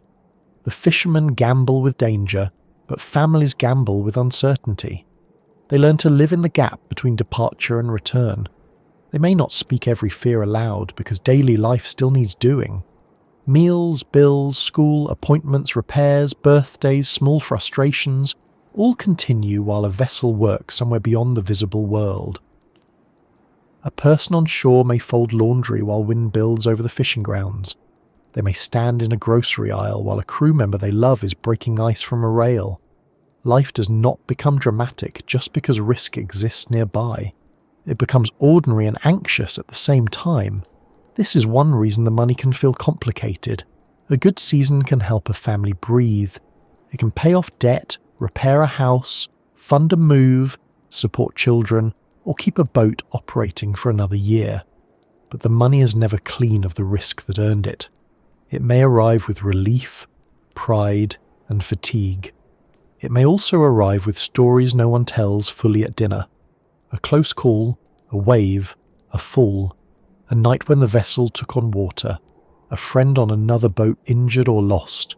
The check says income. The body remembers cost. The phrase gold beneath the waves sounds romantic until you understand how heavy gold can be. It pulls people outward. It makes rough weather negotiable when perhaps it should not be. It keeps old boats working longer than ideal because replacing them costs more than hope can cover. It turns biology into economics, and economics into decisions made under grey skies. It allows communities to survive, and sometimes it tempts individuals past the edge of good judgment. It is not evil. It is not noble by itself. It is opportunity. And opportunity has always had a dangerous side when placed in a hard environment. The Bering Sea does not hand over its wealth. It must be found, caught, hauled, sorted, stored, delivered, processed, and sold. Every step has its own risks and costs. A fish population must be abundant enough. Weather must allow work. Gear must function. Crew must endure. Markets must pay. Regulators must open the season. Processors must be ready. The vessel must return. Remove any one of those pieces and the whole promise weakens. From shore, seafood can look like a product. At sea, it is a chain of fragile successes. And perhaps that is why the people who work these waters often speak plainly. There is not much room for inflated language when a pot is swinging, a net is heavy, or the forecast has worsened. The work strips things down. Did we catch? Is the boat safe? Is the crew all right? Can we keep fishing? Should we run for shelter? Are we making money? Are we pushing too hard? These questions carry more weight than slogans. They are the actual measurements of the gamble. Still, for all the risk, there is satisfaction in it. That should not be forgotten. A full hold after hard work, a good set, a crew that performs well, the smell of coffee after a brutal shift, the sight of harbour lights after days offshore, the feeling of stepping onto the dock with the body still moving as if the land has not quite earned trust yet, the knowledge that you did something difficult and came back. There is a reason some people return season after season, long after they understand the danger better than any outsider could explain it. The Bering Sea can frighten people, but it can also give them a sense of purpose so direct that ordinary land work feels oddly soft-edged afterward. That purpose is part of the pull. Out there the task is clear. The weather may be complicated, the rules may be complicated, the money may be complicated, but the work itself has a blunt honesty. Catch fish, catch crab, keep the boat safe, keep each other alive, bring the load home. In a world where many people spend their days answering emails about meetings to discuss other meetings, there is something almost shocking about work that immediate. Not easy, not gentle, but clear. Yet clarity does not make it safe. The Bering Sea's wealth drew people into a workplace where the prize and the danger occupied the same water. Below the hull, valuable species moved through cold darkness. Above the hull, weather and machinery waited for mistakes. Around the vessel, other boats searched for their own share. Behind them, families hoped the numbers would work out and the phone would ring with ordinary news. Ahead, every trip held the same bargain. Risk now for reward later, cold now for money later, fear now for relief later, and always, beneath that bargain, the quiet condition that nobody liked to say too often, if the sea allowed it. So when we think of the fisherman's gamble, it is worth imagining not one reckless leap, but thousands of smaller choices made across decades. Leave now or wait. Set here or move. Haul in this weather or give it time. Load more or stop. Push through fatigue or rest the crew. Trust the forecast or trust the feeling in your bones. The Bering Sea did not take so many because people failed to understand danger. Often, it took them because danger and livelihood had been tied together so tightly that separating them was almost impossible. That is where the next part of the story begins to darken. Before television made crab boats famous, before audiences watched crews in edited storms from the safety of sofas, the Bering Sea had already built its reputation the old way, through short seasons, heavy gear, hard weather, and names added to memorials. The cameras came later. The losses came first. The cameras came later. By the time television crews arrived with lenses, batteries, seasickness tablets, and the brave optimism of people who had not yet learned what a rolling deck can do to lunch, the Bering Sea crab fishery already had its reputation. The danger was not invented for television. It was not staged with dramatic music or polished into suspense by editing. The risk had been there for years, written into Coast Guard reports, insurance records, dockside conversations, family memories, and the quiet pauses that come when someone mentions a boat that did not return. The television series that made the phrase famous first aired in 2005, bringing Bering Sea crab fishing into living rooms around the world, but the work itself had already been called deadly for very practical reasons. The vessels were real. The weather was real. The cold was real. The grief was real. Before there were camera angles, there were short seasons, overloaded decks, iced up gear, exhausted crews, and rescue calls that did not always end the way people prayed they would. Discovery's series turned a hidden workplace into public drama, but the sea did not change because it was being filmed. It had already been doing what it does for a very long time. In the years before the cameras, the Bering Sea and Aleutian Islands crab fleet operated under a system often described as derby fishing. That meant the season opened, the clock started, and vessels raced to catch as much crab as they could before the fishery closed. In some crab seasons, the opening could be brutally short. NIOSH reported that in the late 1990s, the Bering Sea and Aleutian Island crab fishery had a fatality rate of 770 deaths per 100,000 full-time equivalent workers, with an average of 8 deaths per year during seasons that sometimes lasted as few as 4 days. The main cause of death was drowning after vessels capsized, often connected to loss of stability from overloaded decks and icing of crab pots. 4 days. It sounds almost absurd when said calmly. 4 days is a long weekend. 4 days is the time it takes to misplace your keys twice. Promise yourself you will sort the laundry, and then heroically avoid sorting it. But in those older crab seasons, 4 days could carry the financial weight of an entire year. A vessel owner might have debt, crew wages, fuel bills, maintenance costs, and a season's hope stacked behind that short opening. A crew member might be counting on a share that could pay rent, support children, or make months of risk feel worth it. When the season was short, the pressure did not tap gently on the door. It kicked it open, stepped into the wheelhouse, and asked why everyone was not moving faster. That was the part television could show only partly. It could show waves, shouting, pots swinging, men working through spray, captains staring at radar, and greenhorns discovering that crab fishing is less like an adventure and more like being placed inside a washing machine with steel furniture. What it could not fully show was the economic pressure that had been built into the system itself. In derby fishing, waiting out bad weather could mean losing the chance to catch. Staying in port might be safer, but safety did not pay the bills if the season closed before the boat worked its gear. The result was a hard incentive. Go now, fish hard, work long, and hope the boat, crew and weather all hold together. Hope is useful in many places. It is less useful as a stability plan. Crab vessels in those years often carried stacks of heavy steel pots on deck. Each pot was a tool, a chance, and a risk. The more pots a vessel could carry and work, the more crab it might catch in a short opening. But every pot added weight. Weight on deck affects a vessel differently than weight low in the hull. Weight high above the waterline can make a boat less stable, especially when combined with ice.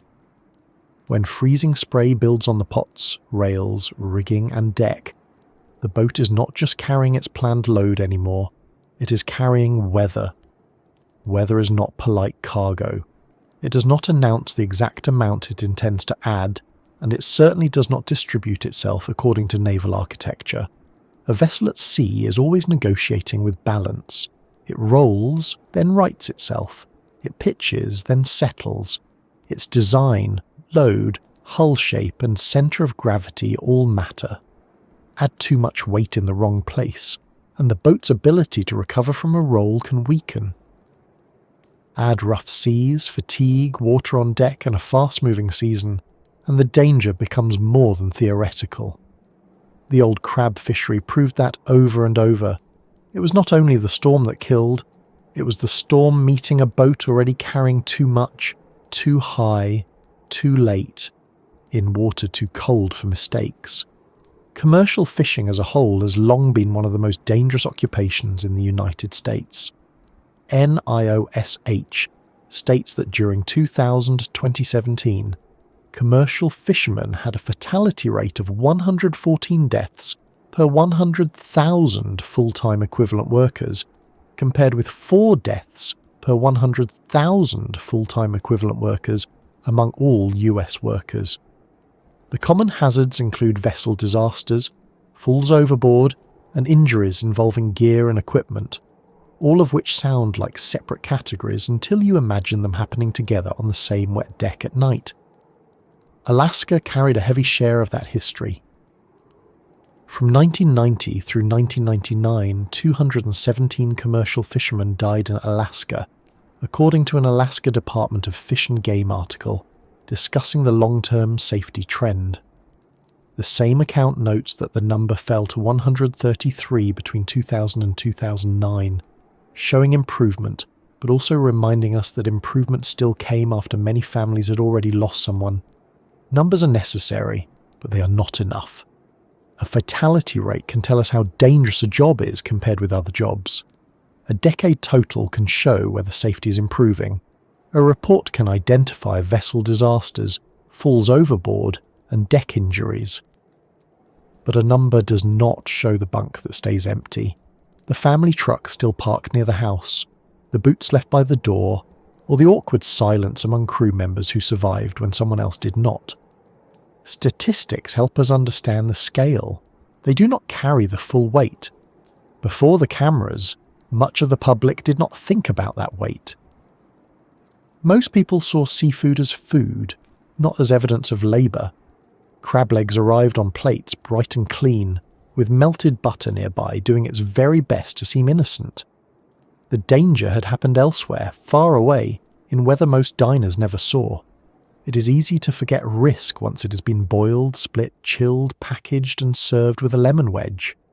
But every crab landed from the Bering Sea had passed through a chain of work that began in cold water and often included men on deck moving fast around heavy equipment. The work was repetitive, and repetition can be dangerous because it teaches the body to trust motion. A crew member might step around a line hundreds of times, duck under a swinging block hundreds of times, lean into a task hundreds of times. Familiarity is useful. It helps people work quickly. It also makes danger look ordinary. A crab pot coming aboard is just another pot until it shifts wrong. A line under tension is just another line until it snaps or catches a boot. A slick patch is just part of the deck until someone falls toward the rail. The Bering Sea does not need every moment to be dramatic. It only needs one ordinary action to become slightly different. The pace of derby fishing made that risk worse. Crews worked long hours because the season was short and the opportunity could disappear quickly. Fatigue changes people. It makes decisions slower and reactions less precise. It can make a person miss details they would normally catch. It can turn a simple task into a hazard, because the body is still moving, but the mind has begun to lag behind. Anyone who has ever tried to find their phone while holding their phone understands this in a harmless way. Now imagine the same mental fog with freezing spray, deck machinery, and a pot weighing hundreds of pounds. Suddenly the joke becomes less charming. The public image of the fearless fisherman misses something important. The best fishermen were not fearless. Fearless people are often dangerous to stand near. The experienced ones understood that the sea deserves caution. They knew when weather was building. They knew how a boat felt when loaded poorly. They knew that a deckhand pretending not to be tired might be close to making a mistake. They knew that a captain's pride could be as dangerous as a storm if it kept the vessel working when it should run for shelter. The problem was that the system did not always reward caution. In a race for fish, the careful choice could be financially painful. This is one reason safety reforms mattered.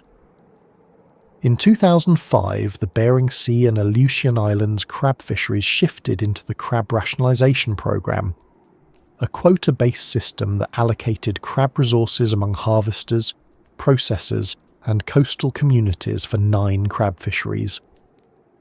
NOAA describes the programme as a system developed to address conservation, bycatch, economic and safety problems associated with the earlier derby fishery.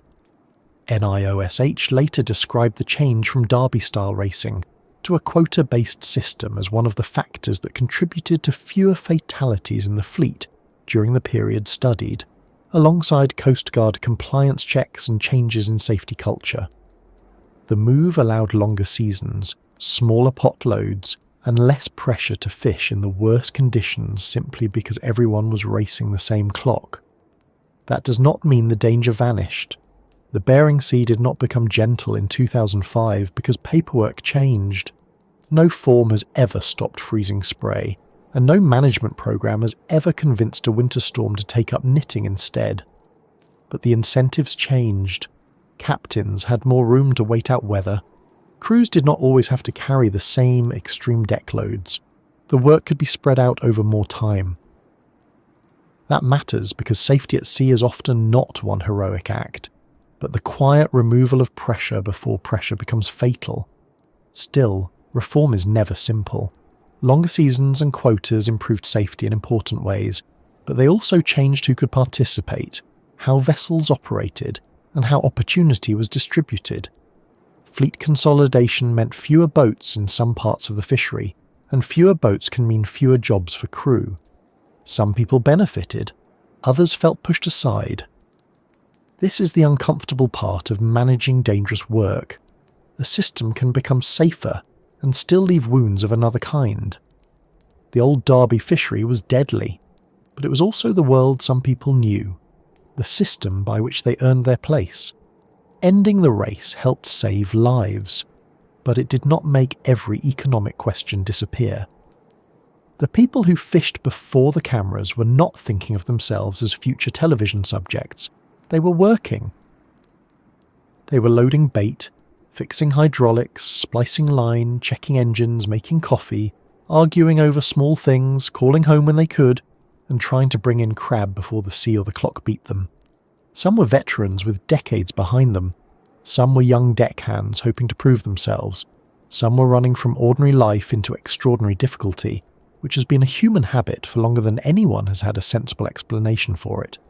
The dock attracted all kinds: skilled workers, restless workers, desperate workers, ambitious workers, people who loved boats, people who loved money, people who loved neither but needed both. There is a strange kind of equality on a deck when the weather gets bad. Experience still matters, rank still matters, and the captain's decisions matter enormously. But the sea has a way of making everyone aboard aware that they share the same hull. A deckhand's mistake can endanger the vessel. A captain's misjudgment can endanger the deckhand. A mechanic's repair can keep everyone alive. A tired crew member clipped into the right place at the right time can avoid becoming a man overboard call. On land, people can pretend they are independent. On a boat, that illusion has less room to stand. The older crab seasons also produced a particular kind of dockside knowledge. People knew which boats were lucky, though luck is a poor maintenance plan. They knew which captains were aggressive, which were careful, which could find crab, which treated crew well, and which should perhaps be avoided unless one's career options had become very narrow indeed. They knew stories of boats iced over, boats nearly rolled, boats returning damaged, boats not returning at all. Much of this knowledge moved by word of mouth. A warning over coffee, a name spoken with respect, a name spoken with a look. Fishing communities remember in ways that reports cannot. And then television arrived and made some of that hidden world visible. For viewers, the appeal was obvious. Here was real danger, real weather, real exhaustion, real money, and real people in a workplace most had never seen. The series showed crab fishing as a battle against brutal conditions, and it brought public attention to the men aboard those vessels. But television also changes what it touches. It condenses time. It selects moments. It adds structure. It makes a long, cold, repetitive job easier to watch by focusing on conflict, danger, personalities, and close calls. That is not necessarily dishonest. A show has to be made into a show. But the life itself is longer, slower, and often more wearing than any episode can fully contain. There are hours of boredom in dangerous work. That may sound contradictory, but it is true. Waiting for gear, steaming between grounds, repairs, watches, eating quickly, trying to sleep, checking forecasts, doing the same task again and again. Danger does not always arrive with music. Sometimes it sits quietly behind routine. A vessel can have a dull day in a lethal environment. That dullness is part of the job, and it can be one of the reasons people lower their guard. The sea does not mind being boring before it becomes dangerous. It may even prefer it. Very sneaky of it, really. Before cameras, there was less public understanding of this mixture. Boredom and terror, skill and luck, money and loss. The industry had to learn through accidents, investigations, and hard changes. Survival suits became more common and better understood. Emergency drills mattered. Coast Guard inspections and dockside checks improved readiness. Communications and navigation improved. Safety research became more specific, identifying which fleets, incidents, and working patterns caused the most deaths. NIOSH has been conducting fishing safety research in Alaska since 1990, later expanding nationwide, and that research helped move the conversation from vague danger to targeted prevention. That is a deeply practical kind of progress. It is not glamorous. It does not look dramatic on camera. A properly maintained immersion suit, a working alarm, a secure hatch, a corrected stability issue, a crew drill done before the emergency. These things do not make exciting television in the usual sense. Nobody leans forward on the sofa because a watertight door was closed correctly. But at sea, that is exactly the sort of dull competence that keeps people alive. Safety often looks boring until the moment it is needed. Then it looks like everything. The phrase "deadliest catch" may sound like branding now, but before it was branding, it was a warning. It described a form of work in which the prize was valuable enough to make danger routine. The catch was deadly not because crab were ferocious little villains plotting from the seabed, though one should still not trust anything with that many legs and claws. It was deadly because of the way the fishery placed human beings in contact with cold water, unstable loads, short openings, exhaustion, machinery, and weather that could overpower even strong vessels. The cameras gave faces to the work. Before that, many losses remained known, mostly within the industry and the communities around it. A vessel disaster might reach the news for a day or two. A Coast Guard search might be reported. Names might be printed. Then the wider public moved on. But families did not move on in the same way. Crews did not. Ports did not. A memorial plaque or a name on a list can hold more history than an outsider realizes. Each name carries a trip, a weather pattern, a decision chain, a rescue effort, and a circle of people who learned the news in a specific room at a specific hour, in a way they would never forget. It is tempting to look back at the pre-camera years as rougher, wilder, and somehow simpler. They were not simple. They were complicated by economics, regulation, tradition, masculinity, pride, debt, opportunity, technology, and the old human belief that this trip will be the one that works out. The boats carried radios and modern gear, but they also carried habits from earlier eras. Some habits saved lives, some endangered them. Every dangerous industry has this tension between the old way and the safer way, between "we have always done it like this" and "we've buried enough people to change." The Bering Sea crab fishery changed because the cost became too clear to ignore. It changed because researchers counted the deaths and identified patterns. It changed because families, crews, captains, regulators, and safety officials all had reasons to want fewer empty bunks. It changed because ending the race for fish made practical sense. It changed because survival should not depend on whether a captain can afford to wait out a storm while competitors keep fishing. But even with changes, the old stories remain important. They explain why the reputation stuck. They explain why people watch the show with a mixture of fascination and unease. They explain why fishermen who had lived through the Derby years could look at televised danger and know that the edited version, however intense, still could not fully capture what it felt like when the season was short. The deck was loaded, the ice was building, and everyone understood that stopping might cost more than they could bear. The men who worked those years were not merely chasing crab. They were working inside a system that asked a great deal of them, sometimes too much. They accepted the gamble because the reward could be real. They endured it because the work had meaning.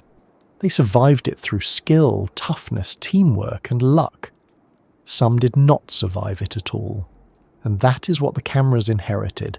Not a manufactured legend, but a dangerous occupation already marked by real loss. Television could make it visible, but it could not create the cold, the pressure, or the names remembered on shore.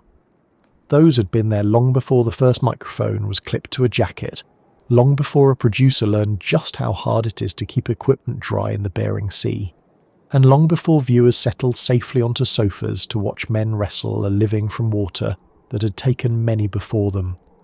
Out beyond the lens, beyond the edited storm and the dramatic close call, there were other boats, other crews, and older memories. Some stories ended with a damaged vessel limping back to harbour. Some ended with a rescue helicopter overhead, and men pulled from the water shaking but alive. Some ended with families waiting at a dock where the boat never appeared. The Bering Sea had already written those endings in fog, ice, and radio static, and the next part of its history belongs to the vessels that slipped beyond help, the ones that vanished into white silence before anyone on shore could do more than listen, search, and hope. Out beyond the lens, beyond the edited storm and the dramatic close call, there were vessels whose stories did not become weekly television. Some became reports, Some became memorial services. Some became names spoken carefully in harbour towns. Some became a signal from an emergency beacon, a patch of debris, a life ring in cold water, and then a long search under a sky that gave very little back. That is one of the hardest parts of the Bering Sea. Sometimes a vessel does not fail loudly enough for the world to hear it. Sometimes there is no long distress call, no clear final explanation, no captain able to describe what went wrong, no crew member left to say where the first mistake happened. There is only a last known position, a sudden silence, and people on shore trying to understand how a working boat with names and voices and coffee mugs and bunks and gear aboard could become a point on a chart and then disappear below it. The phrase "vanished into white silence" sounds dramatic, but in the Bering Sea it can be painfully literal. White from snow, white from sea spray, white from ice building over rails and pots, white from the foam of breaking water, silence from a radio that does not answer, silence from a vessel that was expected at port and never comes in, silence from families waiting for a call that should have arrived by now. This kind of silence is not empty, it is full of people listening. One of the most haunting modern losses was the fishing vessel Destination. On February 11th, 2017, the vessel was travelling from Dutch Harbour towards St Paul Island to deliver bait and fish for crab when it capsized and sank about 2.6 miles northwest of St George Island. No mayday call was received. The first warning came from the vessel's emergency position, indicating radio beacon, the EPERB, which alerted the Coast Guard that something had gone terribly wrong. All 6 crew members were lost. That detail, no mayday, is difficult to sit with.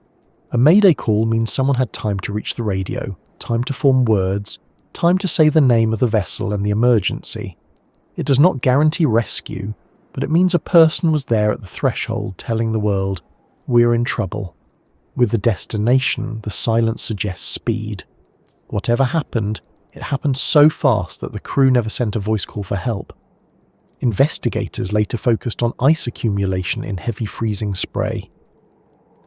Reporting on the NTSB findings described the vessel as having been weighed down by as much as hundreds of thousands of pounds of ice. Think about that for a moment, gently but plainly.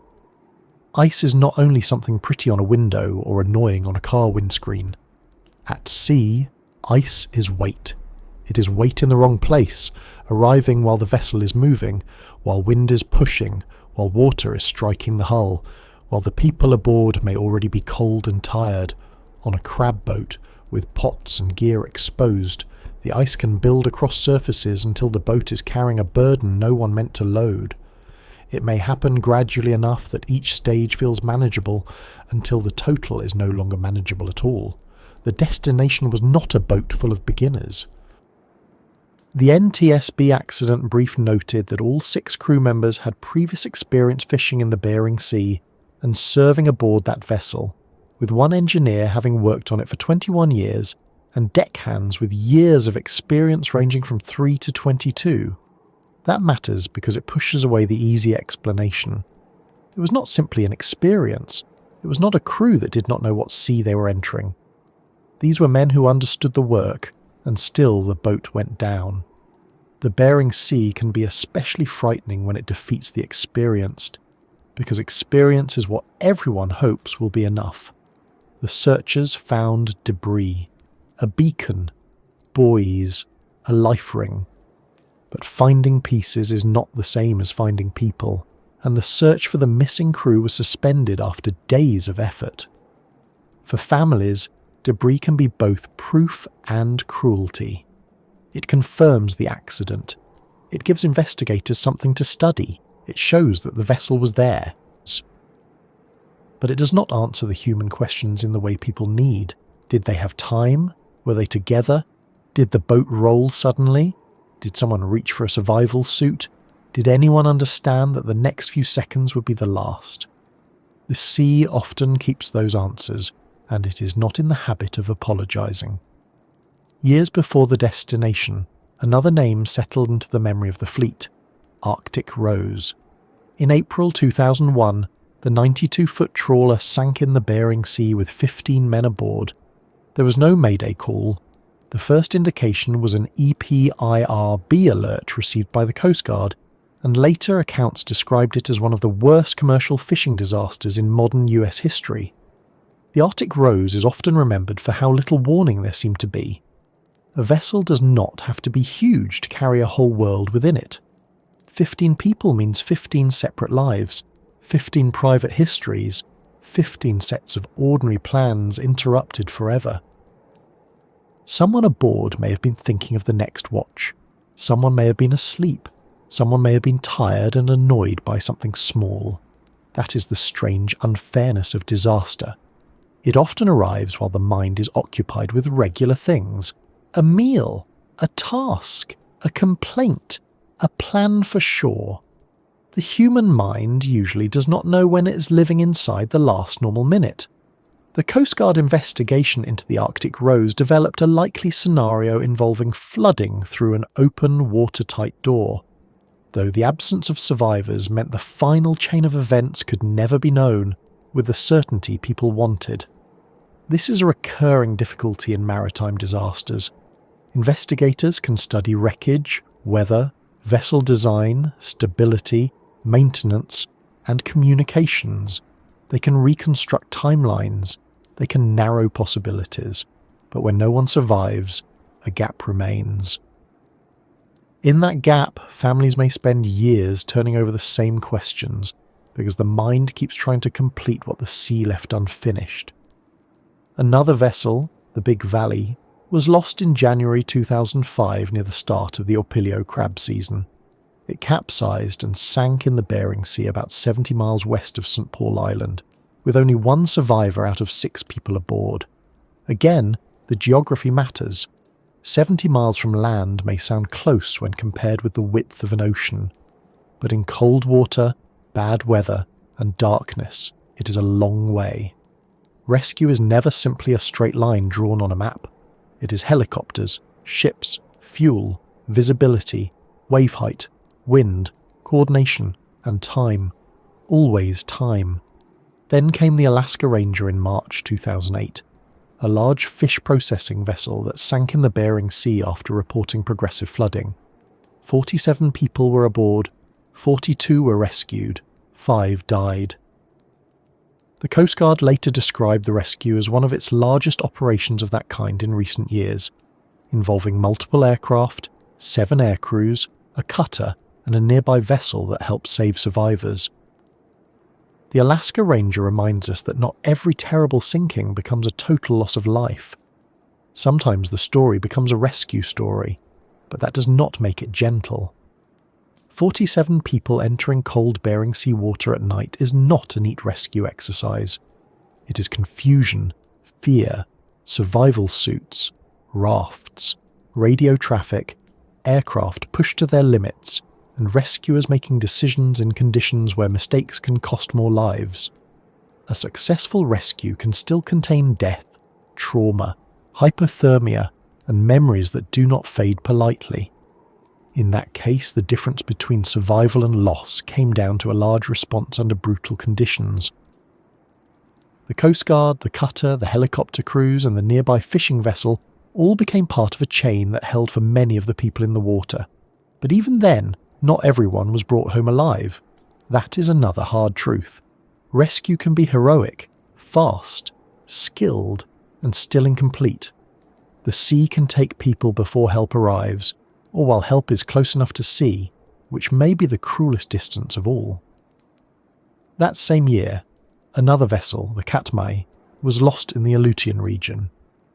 In October 2008, the 73-foot head and gut vessel was carrying frozen cod and travelling through Amchitka Pass toward Unalaska when it encountered a severe storm, lost steering, took on water, and sank. 7 people died and 4 survived. Later reporting on the NTSB findings described stability problems and extreme storm conditions as central to the tragedy. The Katmai was smaller than the Alaska Ranger, and that difference matters in how a vessel meets the sea. A smaller boat can be tough, well run and familiar to its crew, but it has less margin in certain conditions. When steering is lost in a storm, when water comes aboard, when cargo affects stability, the vessel's world can shrink very quickly. It becomes not a full-sized workplace, but a fragile container moving in a large, violent environment. Every watertight boundary matters, every load matters, every pump matters. Every decision made before the storm may become part of the outcome during it. These names are not listed to make the night heavier than it needs to be.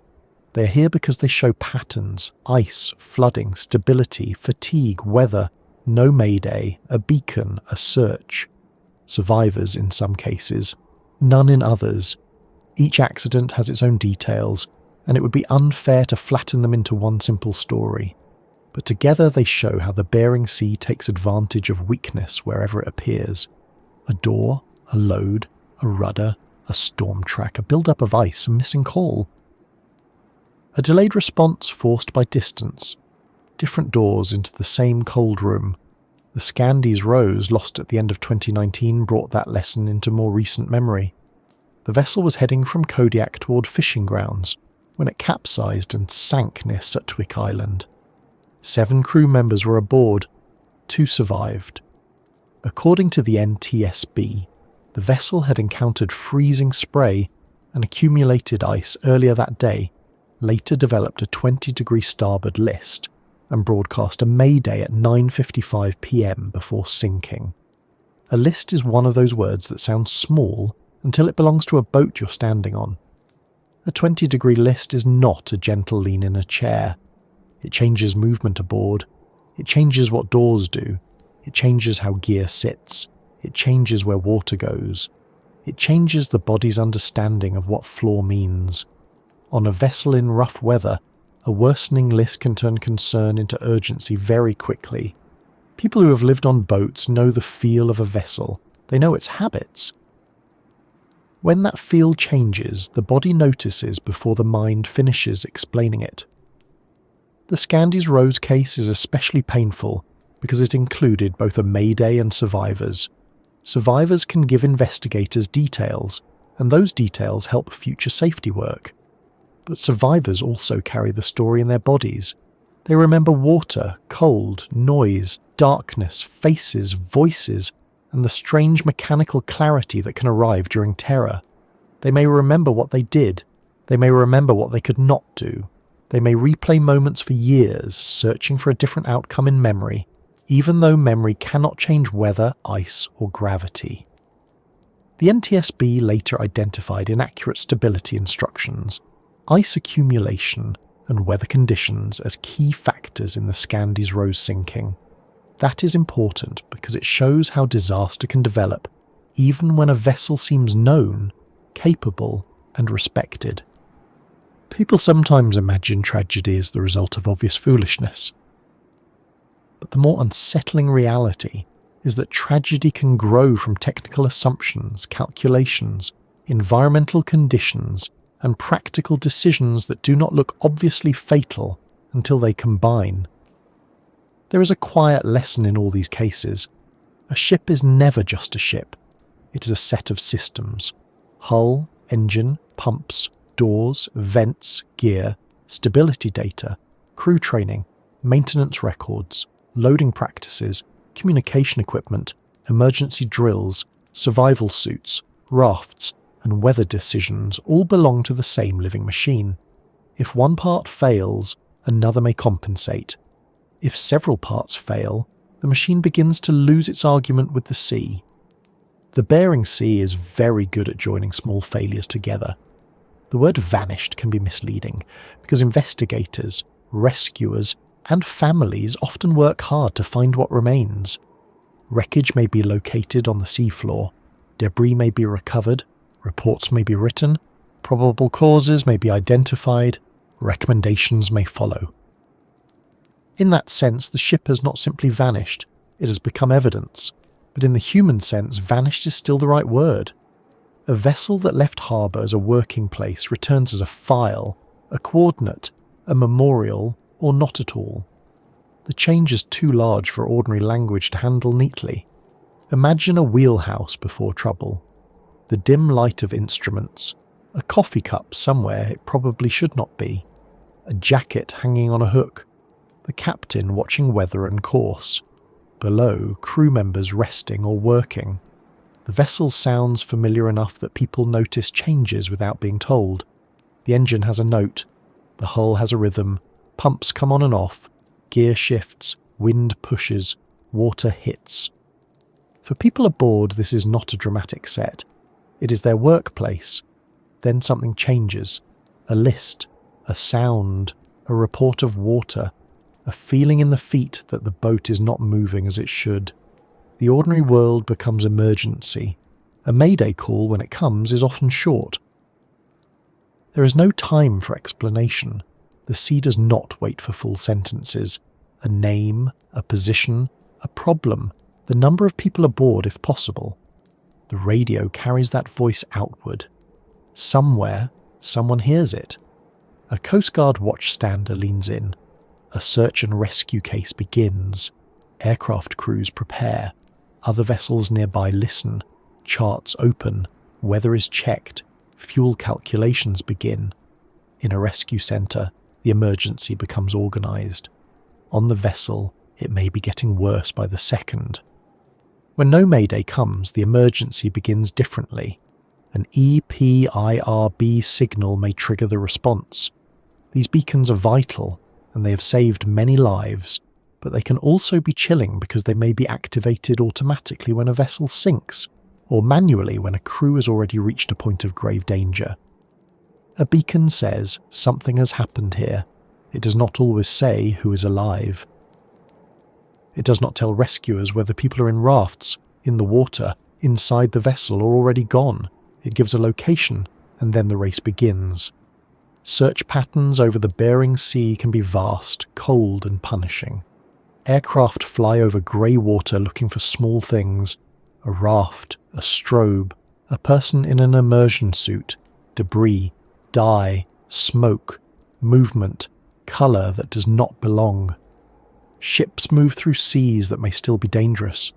Rescuers search while knowing that survival time is limited by cold, injury, exhaustion, and whether people reach proper equipment. Every hour matters, every delay hurts, every false sighting drains time and hope. The ocean is large and a human body is very small. That is not a metaphor. It is a practical problem. For families on shore, the search creates its own terrible rhythm. First there is confusion, then calls, then official updates, then waiting. The language becomes careful, missing, presumed. Search ongoing, assets deployed, debris located, sets. Search suspended. Each phrase is meant to be accurate, but accuracy does not soften it much. People may gather in homes, ports, churches, union halls or offices. Phones stay nearby. Nobody wants to miss a call. Nobody wants the call that may come. The Bering Sea has created many of these rooms. Rooms where people sit with coffee gone cold, where someone keeps refreshing updates, where someone else says very little because words are not helping. In those rooms, the sea is present without being visible. It sits in the silence between sentences. It sits in the knowledge that the person missing had a laugh, a temper, a favourite meal, debts, habits, plans, and a body that should have come back through the door. It is easy to focus on the vessels because they have names. Destination, Arctic Rose, Big Valley, Alaska Ranger, Katmai, Scandies. Rose. Names help the mind hold the story, but each vessel name contains human names, and those are the ones that matter most. A boat can be replaced in a fleet, at least in theory. A person cannot. A family does not lose a casualty. It loses someone whose absence changes the shape of every ordinary day afterward. And still, from these losses came changes. Reports were written not merely to assign blame, but to prevent repetition. Stability guidance, icing assumptions, emergency drills, inspections, survival equipment, communications, and vessel maintenance all received attention because people died. This is the painful way many safety cultures improve. A danger becomes undeniable only after it has already done harm. Then the living study the dead, hoping to learn enough that fewer names will be added later. There is a heaviness in that, but also a kind of duty. To study these sinkings carefully is not to disturb the past for no reason. It is to respect the people who are lost by refusing to let their stories become only rumours or sad anniversaries. Every investigation asks practical questions. What failed? What could have been done? What should change? Which assumptions were wrong? Which habits were dangerous? Which rules need teeth? Which equipment must be improved? These are not cold questions. They are how grief becomes prevention. The Bering Sea will never be made safe in the simple sense. It is too cold, too remote, too stormy and too indifferent for that. But safer is possible. Safer has already happened in parts of the industry. Safer means fewer overloaded decks, better training, more realistic stability instructions, more attention to icing, better emergency preparation, stronger communication, more willingness to wait when the weather is wrong. Safer does not insult the courage of earlier fishermen. It honours what their losses taught. There is a tendency, when speaking of shipwrecks, to make the sea sound like a villain. It is understandable. Grief wants someone to blame, and the sea is very large and available, but the Bering Sea is not a villain. It is water, weather, depth, pressure, ice, temperature, and distance. The human part of the story is where responsibility lives. Vessel owners, captains, regulators, designers, inspectors, companies, markets, and crew decisions all matter. Nature sets the conditions. People decide how to enter them, how to prepare, how to manage risk, and when to say no. That last part may be the hardest. Saying no can cost money. It can cost opportunity. It can cost reputation among people who mistake caution for weakness. It can disappoint a crew. It can anger an owner. It can leave crab on the grounds or fish in the water. But sometimes no is the most skilled word in the wheelhouse. No to leaving in that weather. No to carrying that load. No to ignoring ice. No to a hatch left open.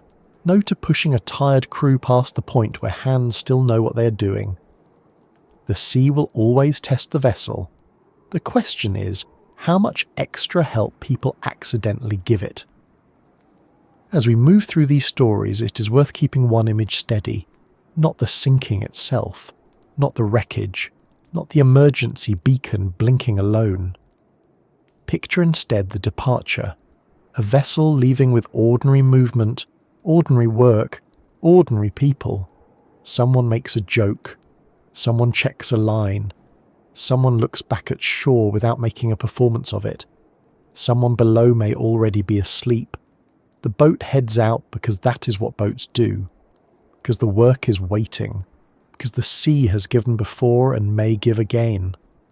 For most vessels, that departure ends with return. Lines are thrown. Engines quiet. Crew step onto the dock carrying exhaustion and pay. And stories that may grow slightly larger with each telling, as stories sometimes do when given enough coffee. But for some, the route does not close. The boat leaves one edge of the map and never reappears at the other. What remains is a name, a date, a location, and the knowledge that the Bering Sea did not need anger to take them. It only needed cold water, hard weather, and enough things going wrong in the same small span of time. And beneath all of these losses lies the most unforgiving fact of all. Once a person enters the water there, the story changes immediately. The ship may be gone, the beacon may be sending, rescuers may already be moving, but the human body has entered a race it was never built to win for long.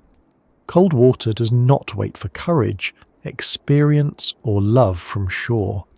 It begins its work at once, and understanding that work is the next part of understanding why so many never made it home. Once a person entered the water, the story changed immediately.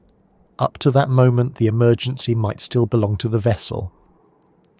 A list could be corrected, a pump might catch up, a hatch might be secured, a raft might be launched, a distress call might be answered, A captain might still make one decision that bought everyone more time, but the moment a crew member went over the rail, or the moment a boat rolled far enough that the sea came for the people aboard, the danger moved from steel and engines into the human body itself.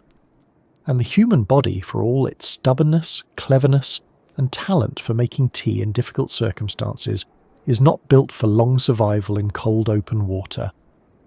Cold water does not begin by making a person sleepy, which is how many people imagine hypothermia. That is one of the common misunderstandings. The first danger is often not hypothermia at all. It is shock, panic, gasping, and the sudden loss of control.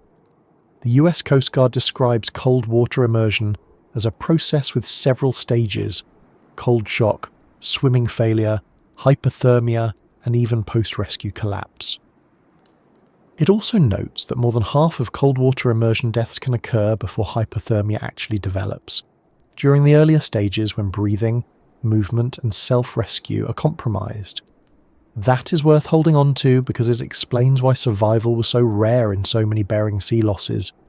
People often speak of freezing to death, and that can happen, but many victims drown before the body has had time to cool into deep hypothermia.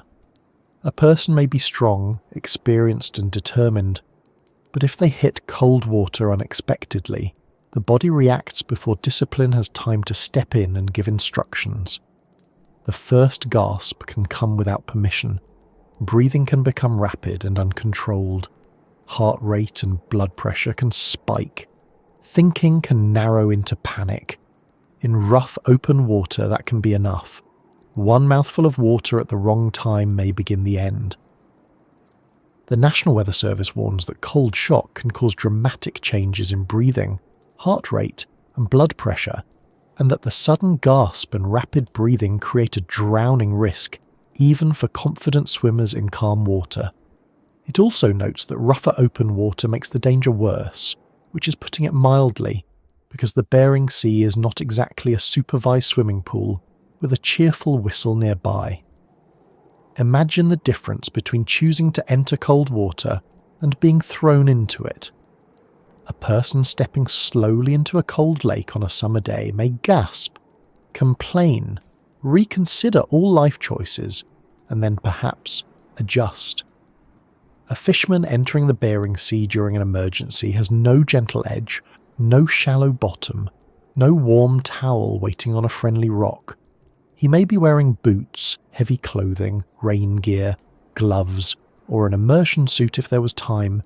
He may be injured, he may be in darkness, he may be near wreckage, lines, fuel, debris, or other people, debris, or the vessel may still be sinking nearby. Waves may be breaking over his face. The wind may be loud enough to swallow voices. He may know, in one clear, terrible instant, that everything now depends on staying above the surface. Cold shock usually strikes in the first minutes. The Coast Guard material says the inability to control breathing and hold the breath can occur in the first 3 minutes of immersion, along with severe hyperventilation, increased heart rate, and increased blood pressure. 3 minutes is not long. It is shorter than boiling pasta, shorter than most songs, shorter than the time many of us spend looking for a misplaced phone that is somehow under the same cushion as yesterday's crumbs. But in cold water, 3 minutes can contain a whole battle. Catch the breath, keep the face out of the water, find flotation, avoid debris, listen for voices, try not to panic, try not to inhale the sea. Even a life jacket or flotation device cannot make cold shock harmless, but it can keep the airway out of the water when breathing is out of control. That is the crucial difference. A person who is floating has a chance to survive those first violent minutes. A person who has to swim immediately or fight to stay above the surface is spending energy at the exact moment the body is already losing control. The National Weather Service says wearing a life jacket significantly increases survival chances, and the Coast Guard emphasises that proper flotation during the initial critical window can mean the difference between life and death. But fishing work complicates that simple advice. On a deck, Life jackets have historically been seen by some fishermen as bulky, snag-prone, uncomfortable, or difficult to wear around gear. Modern personal flotation devices have improved, and safety culture has changed in many parts of the industry, but the old tension remains understandable. A person working around lines, winches, hooks, pots, nets, and narrow spaces worries about anything that might catch, restrict movement, or slow the job. That does not mean flotation is unimportant. It means safety equipment has to fit the reality of work, not the fantasy version where everyone is standing still in pleasant weather, calmly demonstrating best practices for a brochure. After the first shock comes another problem. The body begins losing useful movement. Fingers become clumsy. Hands stop obeying. Arms and legs weaken. The Coast Guard identifies this stage as short-term immersion or swimming failure and says death during this period can occur between 3 and 30 minutes after immersion, especially for people attempting to swim. It also notes that swimming can increase body cooling by 30 to 40%, while cold water can render the limbs, especially the hands, unable to perform self-rescue. That detail about hands is quietly devastating. Survival at sea often depends on hands. Hands pull a raft painter. Hands hold a ladder. Hands zip a suit. Hands activate a light. Hands grip another person's sleeve. Hands climb, fasten, signal, and hold on. Cold water attacks those hands early. It does not wait for dramatic hypothermia. It simply takes away the fine movements first, the little abilities humans rely on without noticing. Try buttoning a coat with numb fingers, and you get a harmless hint of the problem. Now imagine doing it in waves, in darkness, while wearing wet gloves, while your life depends on it, and while your brain is yelling several unhelpful things at once. This is why the instruction to avoid aimless swimming matters. Swimming feels natural to many people because it is action. It is doing something. In panic, doing something feels better than waiting. But in cold, open water, swimming can burn heat and strength quickly, especially if the target is farther away than it appears. The Coast Guard guidance tells people in the water to minimise time in the water, get to survival craft, keep as much of the body out of the water as possible, and not swim aimlessly. That advice sounds calm on paper. At sea, following it requires a person to resist panic while the body is being shocked, chilled, and thrown by waves. It is simple advice, not easy advice. Immersion suits change the survival equation in Alaska waters. A good immersion suit gives flotation and thermal protection. It helps keep the body dry or at least better insulated. It buys time. Time is the one thing cold water tries to steal first. NIOSH says federal safety requirements after the Commercial Fishing Industry Vessel Safety Act of 1988 included life-saving equipment such as life rafts and immersion suits, and that those requirements contributed to 94% of commercial fishermen surviving vessel disasters in Alaska during 1997 to 1999, compared with 77% in 1991 to 1993. That is a major improvement, and it shows that equipment and regulation can save lives. A survival suit may look awkward, orange, bulky, and faintly like something designed by a committee that had never heard of elegance. But elegance is not the point. Floating, staying warmer, and being easier to spot are the point. In a survival situation, dignity is allowed to take a short holiday. If the suit keeps a person alive long enough to be rescued, it has done its job beautifully, no matter how much the wearer resembles a cautious traffic cone. Still, an immersion suit only helps if a person can get into it in time. That is the part that emergency drills are meant to address. A suit stored somewhere inaccessible during a rapid capsize is not protection. A suit that has not been maintained may fail. A suit that a crew member has never practiced donning may become a puzzle at the worst possible moment. In a calm training session, putting one on can feel clumsy but manageable. In a real emergency, when the vessel is listing, alarms are sounding, people are shouting, gear is shifting, and the deck angle has become personally offensive, every second of practice matters. The vessel itself remains the best survival craft for as long as it can be kept afloat. The Coast Guard Cold Water Guidance says exactly that. Remember, your vessel is the best survival craft, and do not unnecessarily abandon ship too early. This can sound obvious, but in panic, obvious things become slippery. A sinking vessel is frightening. A burning vessel is frightening. A vessel listing in heavy seas may feel as though it has already betrayed everyone aboard. Yet the water is usually worse. If there is any safe way to stay aboard longer, prepare properly, launch survival craft, send distress messages, and abandon dry rather than wet, the odds improve. Abandoning dry means getting into a raft or survival craft without entering the water if possible. In the Bering Sea, that difference can be enormous. A person who steps directly into a raft is cold, frightened, and still in danger, but they have avoided the immediate violence of immersion. A person who enters the water first, even briefly, may be weakened before reaching the raft. Wet clothing, cold shock, and lost dexterity may follow them aboard. Survival is not one event, it is a chain, and each link can be weakened by cold. Life rafts are another major factor. Nielsch reports that in a more recent study of Alaska fishing vessel sinkings, crew members were 17 times more likely to survive if they used a life raft after entering the water. For people in the water longer than 30 minutes, survival chances were 12 times greater if they boarded a life raft and 6 times greater if they wore an immersion suit. These numbers make the point clearly.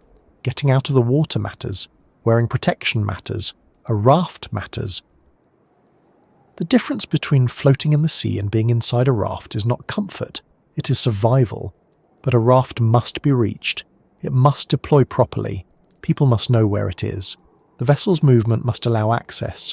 Darkness, waves, ice, injury, and panic can all interfere. Sometimes a sinking happens too fast. Sometimes the raft is launched but blows away or flips. Sometimes people are separated. Sometimes the crew never makes it out of the vessel. Emergency equipment can be excellent and still require time, access, training, and luck. Safety gear is not magic.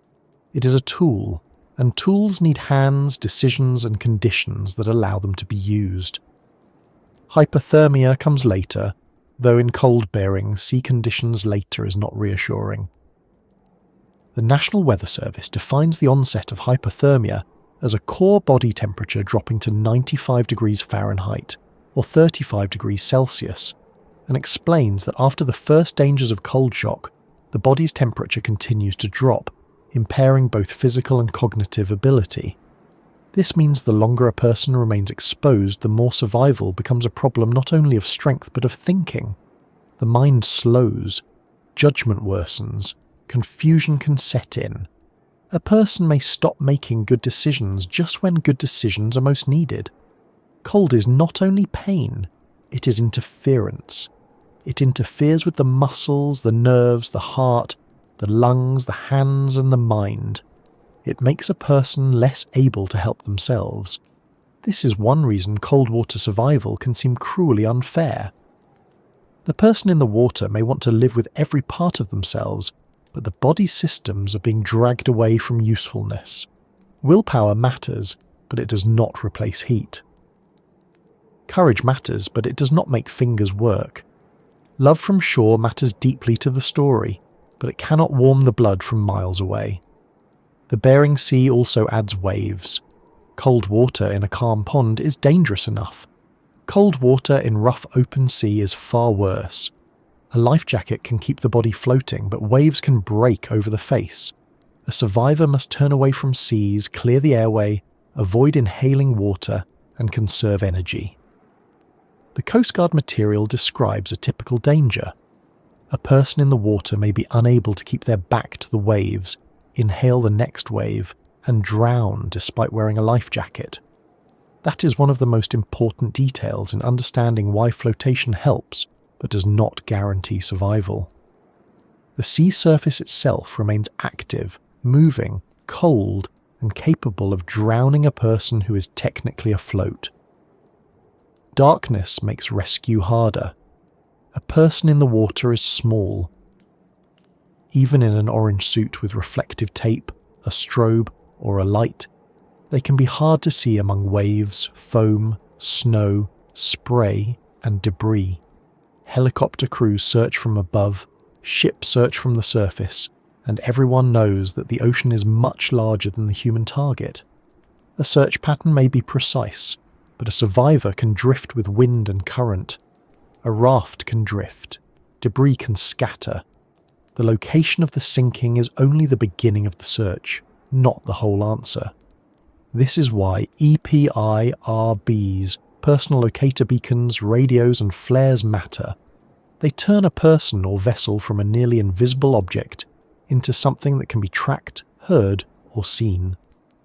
The National Weather Service recommends carrying an EPIRB, personal locator beacon, or VHF radio when preparing for cold water conditions.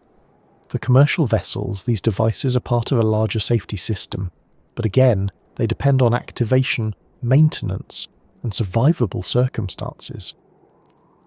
A beacon can bring rescuers toward the right place. It cannot keep the water from being cold while they travel there. There is also a phase people may not expect: danger after rescue. The Coast Guard includes post-rescue collapse as a stage of cold water immersion. A person pulled from cold water is not instantly safe simply because they are no longer wet. Their body may still be cold, their heart may be stressed, their core temperature can continue to drop. Handling must be careful. Warming must be controlled. Medical care may be needed. The rescue itself is not always the end of the emergency. It is the beginning of a different emergency, one that takes place on a deck, in a helicopter, or inside a cabin where survivors may shake, fade, or struggle to speak.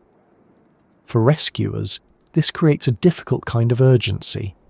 They must reach people quickly, but they must also work safely enough not to become victims themselves. Coast Guard helicopter crews, cutter crews, nearby fishing vessels and merchant ships have saved many lives in Alaska waters, but they operate under the same weather that caused the emergency. A helicopter lowering a basket in high winds over freezing seas is not a calm act of rescue. It is skilled work performed in moving air over moving water, often at night, with fuel limits, visibility problems, and a survivor who may no longer be able to help much. The person being rescued may be too cold to climb, too confused to follow instructions, or too weak to hold on. That is why the survival story begins long before the water. It begins at the dock with training, inspections, gear, stability, maintenance, drills, and decisions about weather. NIOSH lists vessel disasters such as sinkings and capsizings as the leading contributor to fatalities among commercial fishermen, and says that from 2000 to 2019, vessel disasters caused 47% of all deaths in the US fishing industry, with inclement weather contributing in 54% of vessel disaster cases, and flooding and instability being the most common initiating events. Those facts connect directly to cold water survival, because the best way to survive immersion is often not to enter the water in the first place. A closed hatch can be cold water survival. A working pump can be cold water survival. A corrected stability booklet can be cold water survival. A captain waiting for weather can be cold water survival. A monthly abandoned ship drill can be cold water survival. These things may not look like survival in the dramatic sense. Nobody is floating in a storm. Nobody is waving at a helicopter. Nobody is being hauled aboard with half the sea in their boots. But prevention is the quiet version of rescue.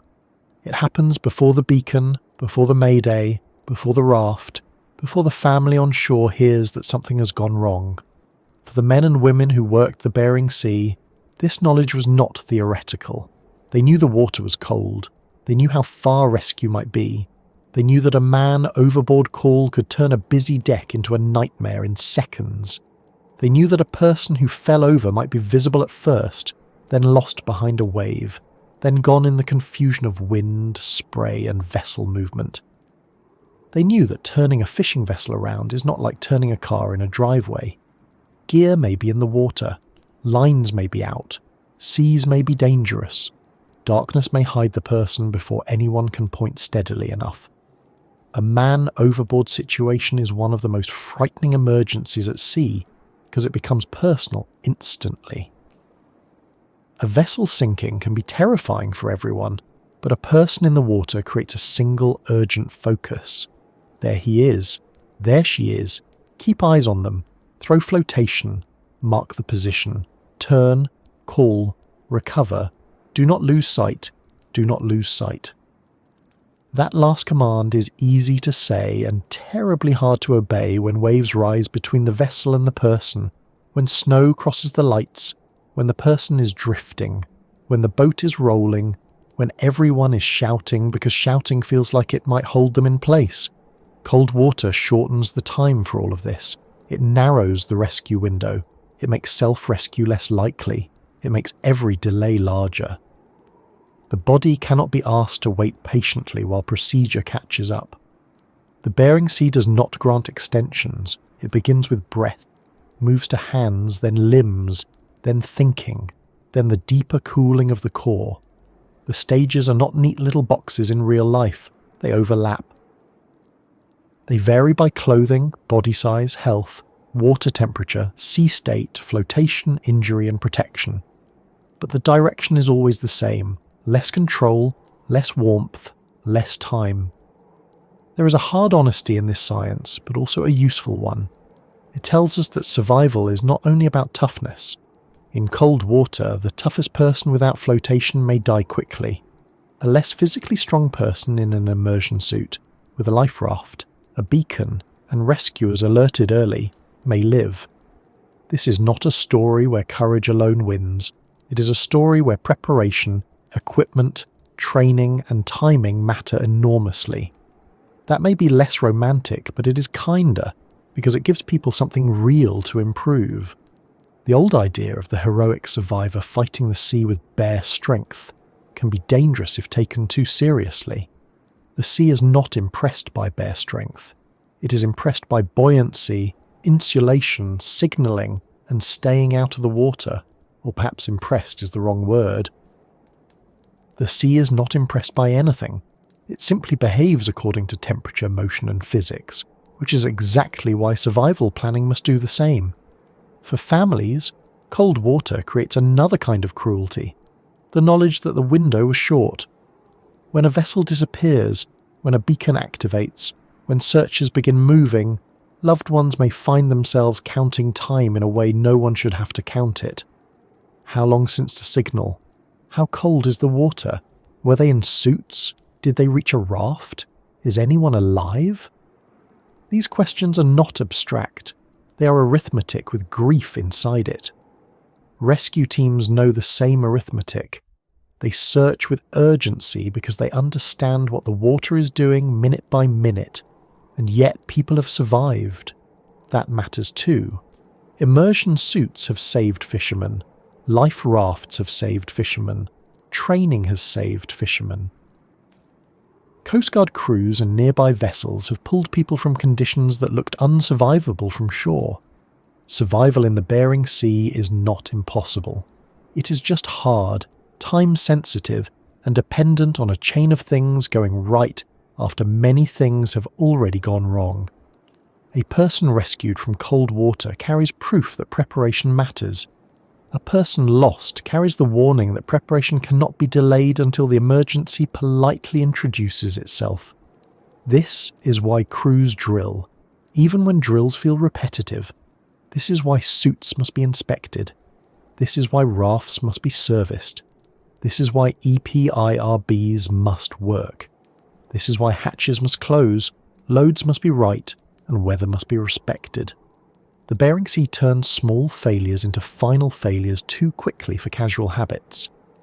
It does not allow much time to search for equipment, read instructions, or discover that the thing you assumed would work has quietly decided not to. By now the pattern is clear.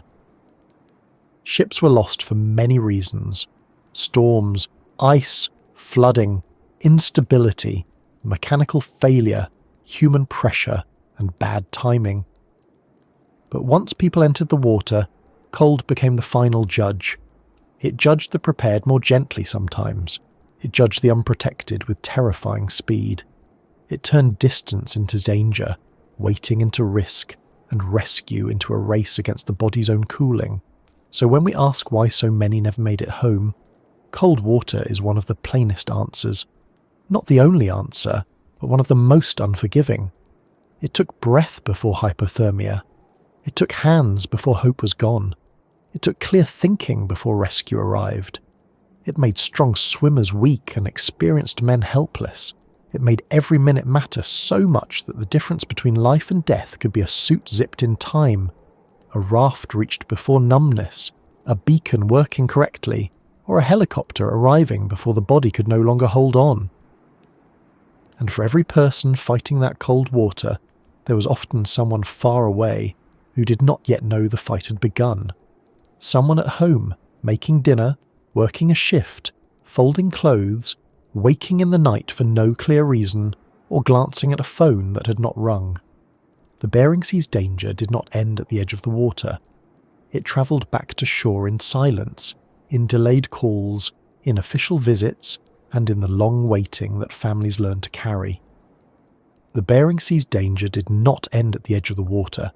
It travelled back to shore in silence, in delayed calls, in official visits, in harbour rumours, in news reports that began carefully, and in the long waiting that families learn to carry.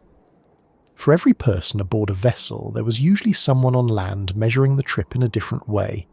Not in nautical miles, not in fuel levels, not in gear sets, not in the number of pots hauled or fish stored in the hold. On shore, time was measured in phone calls, weather forecasts, last messages, expected return dates, and the uneasy habit of listening for news without admitting you were listening quite so closely. The people at sea worked against waves, ice, machinery, and cold. The people at home worked against imagination. That may sound soft compared with standing on an icy deck in the dark, but it is not soft. Waiting has its own weight. It is quieter, but not lighter. A storm offshore can enter a kitchen without opening the door. It can sit beside a person at breakfast while they stir coffee and check the forecast again. It can follow them to work, to the school run, to the grocery store, to bed. The body may be safe on land, warm and dry, but the mind can travel straight out to the fishing grounds and stay there for hours. Fishing families often become experts in a kind of controlled worry. They learn the names of vessels, they know seasons, they know when the weather is bad enough to matter. They know when silence is ordinary and when it begins to change shape. A missed call may mean nothing.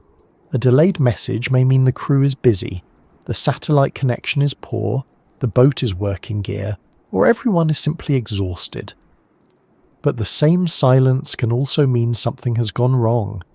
That uncertainty is the cruel part.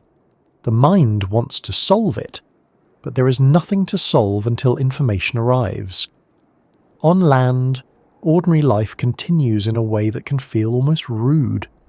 Bills still come, children still need rides, dogs still need walking, snow still needs shoveling. Someone still has to remember the laundry before it develops ambitions of its own. The world does not pause because someone you love is working in dangerous water. That may be one of the strangest parts of living beside risk. You can be making soup while a storm hits the grounds. You can be standing in a supermarket aisle comparing prices while a vessel far away is taking spray over the bow. You can be brushing your teeth when an emergency beacon begins transmitting across the cold dark. The distance between those two realities is hard to hold. At sea, a crew member may be wet, tired, tense, and focused on surviving the next task. At home, someone may be folding towels, hearing the dryer hum, and glancing at a phone on the table. Both are part of the same story. One is noisy with engines and water. The other is quiet enough that every small sound matters. When a vessel is overdue, the waiting changes. It becomes more organised, more frightening, and less private. Calls are made. People ask careful questions. Has anyone heard from them? When was the last contact? What was the weather? Did the boat change course? Was there a radio call? Was an emergency beacon detected? At first, there may be practical explanations: weather delays, mechanical trouble, communications problems. Fishing vessels do not operate on the tidy schedule of a train, and even trains seem to enjoy disappointing people now and then. But as hours pass, practical explanations become thinner. Hope remains, but it has to work harder.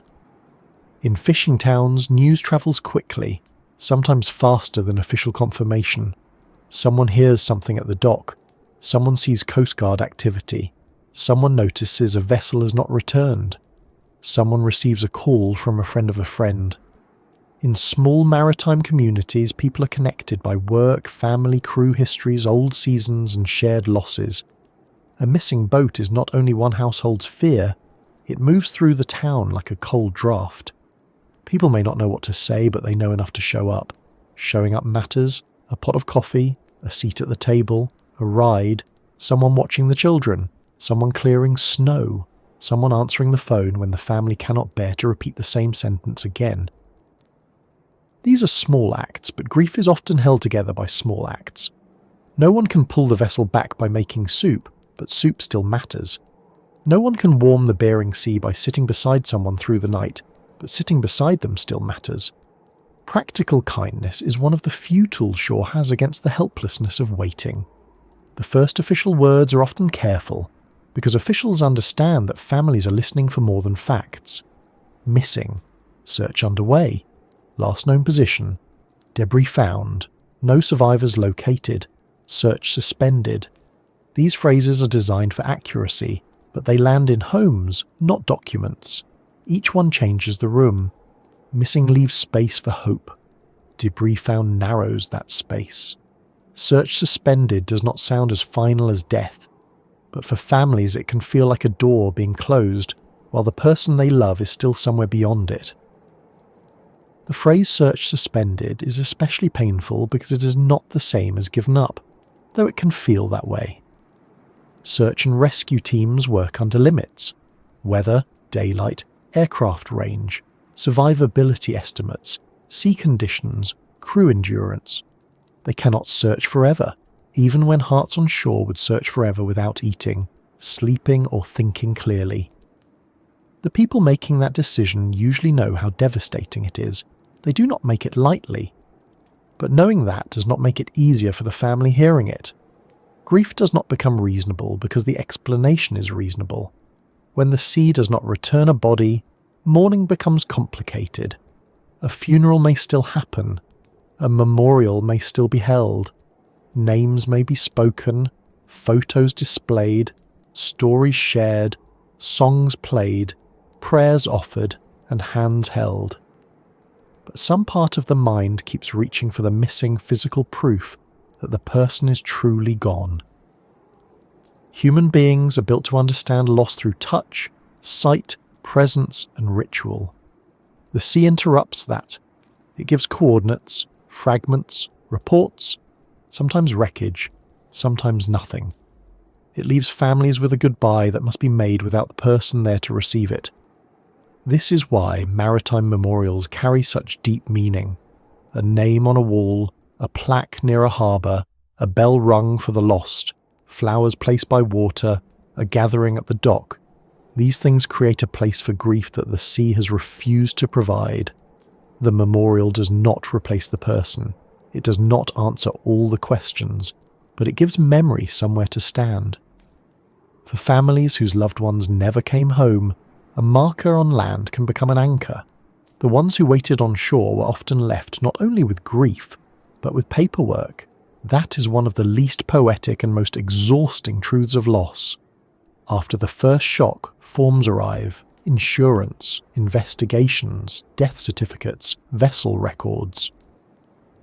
Benefits, accounts, bills, legal questions, phone calls from agencies, calls from reporters sometimes, calls from distant relatives who mean well, but require emotional energy at precisely the moment there is none to spare. The world has a strange way of asking grieving people to become administrators of catastrophe. A partner may have to learn the finances that the person at sea handled. A parent may have to decide how much to tell a child. A family may have to sort clothing, tools, photographs, gear, and old messages. The everyday objects become difficult.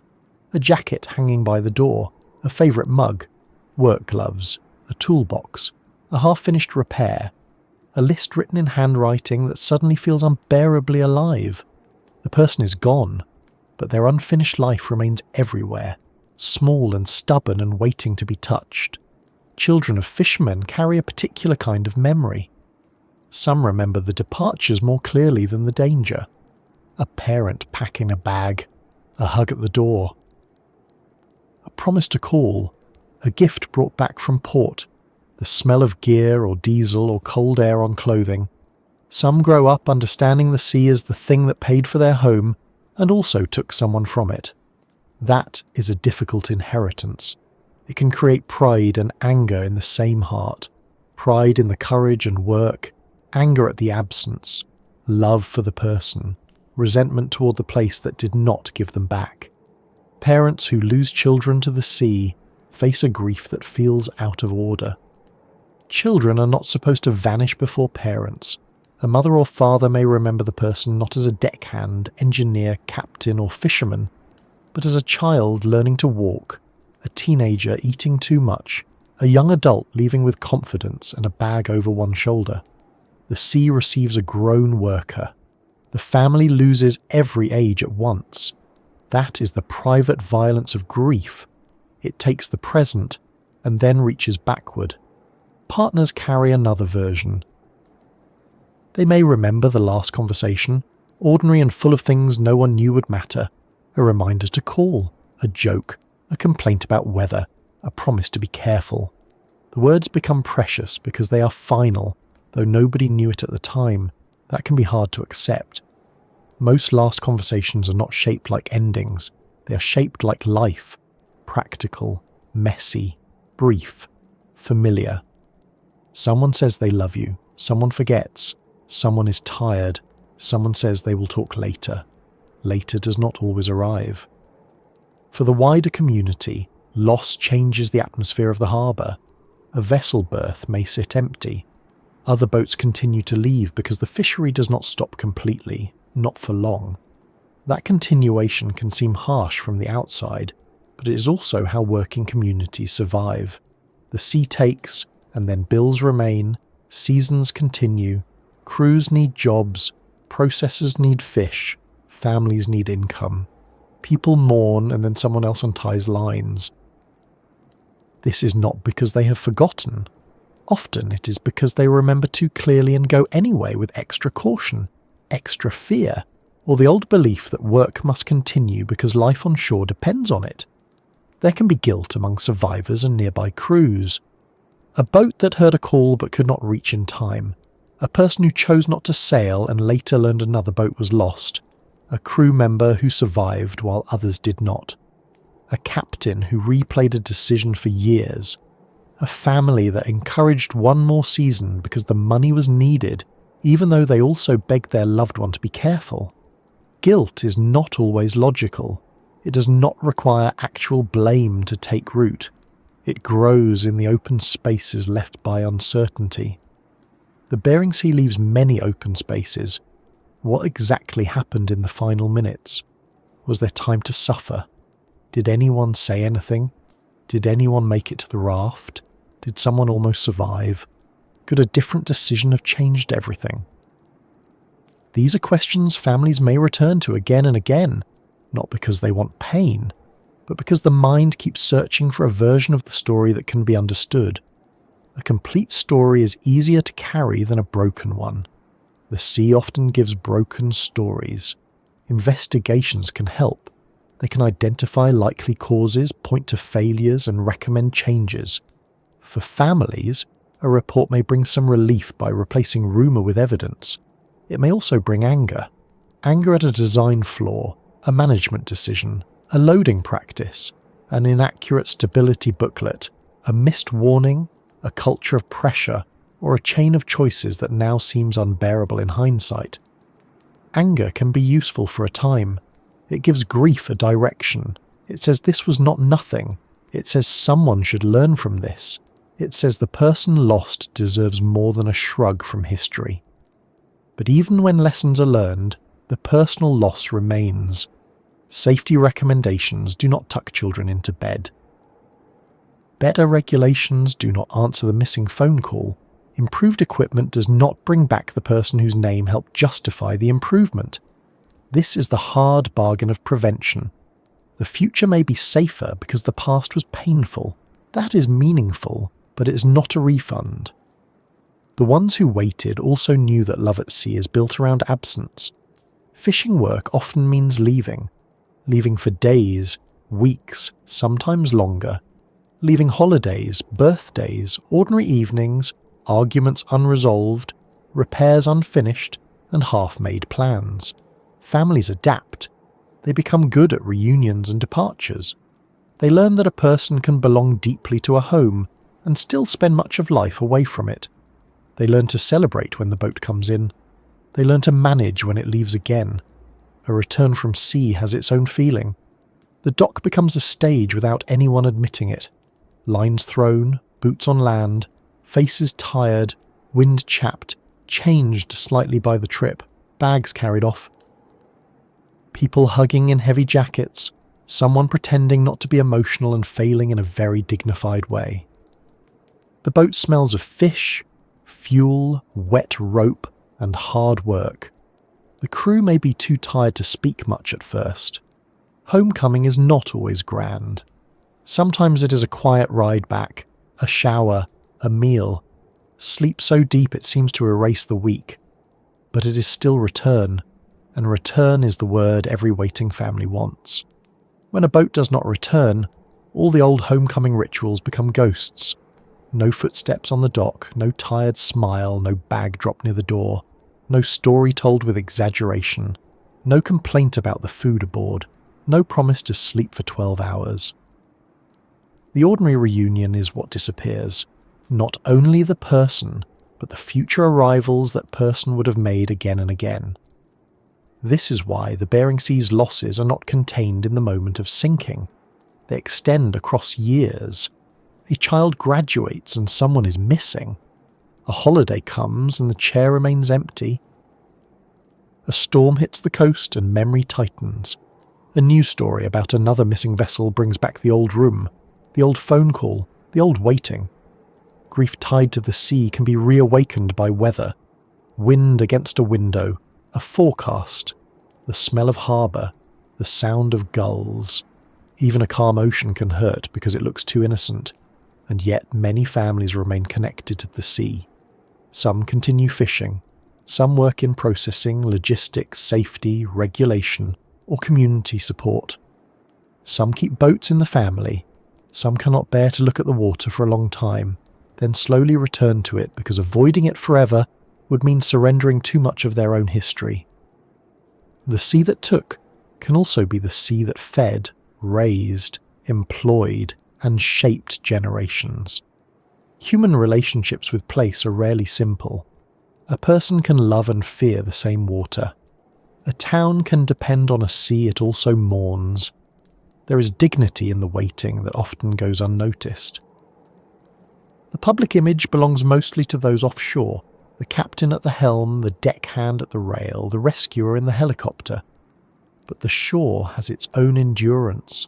The families who live with weather reports, the partners who keep homes running through long absences, the parents who answer children's questions without letting their own fear spill everywhere, the communities that gather when news is bad, the people who attend memorials again and again because in a fishing town, loss may not visit only once. Waiting is not passive, it is a kind of holding hope without letting it break you, holding fear without letting it run the household, holding memory after the world begins to move on, holding a person's name in the present tense for as long as you can, and then learning the terrible grammar of the past tense when you must. Holding stories so the lost are not reduced to the way they died. That may be the most important thing.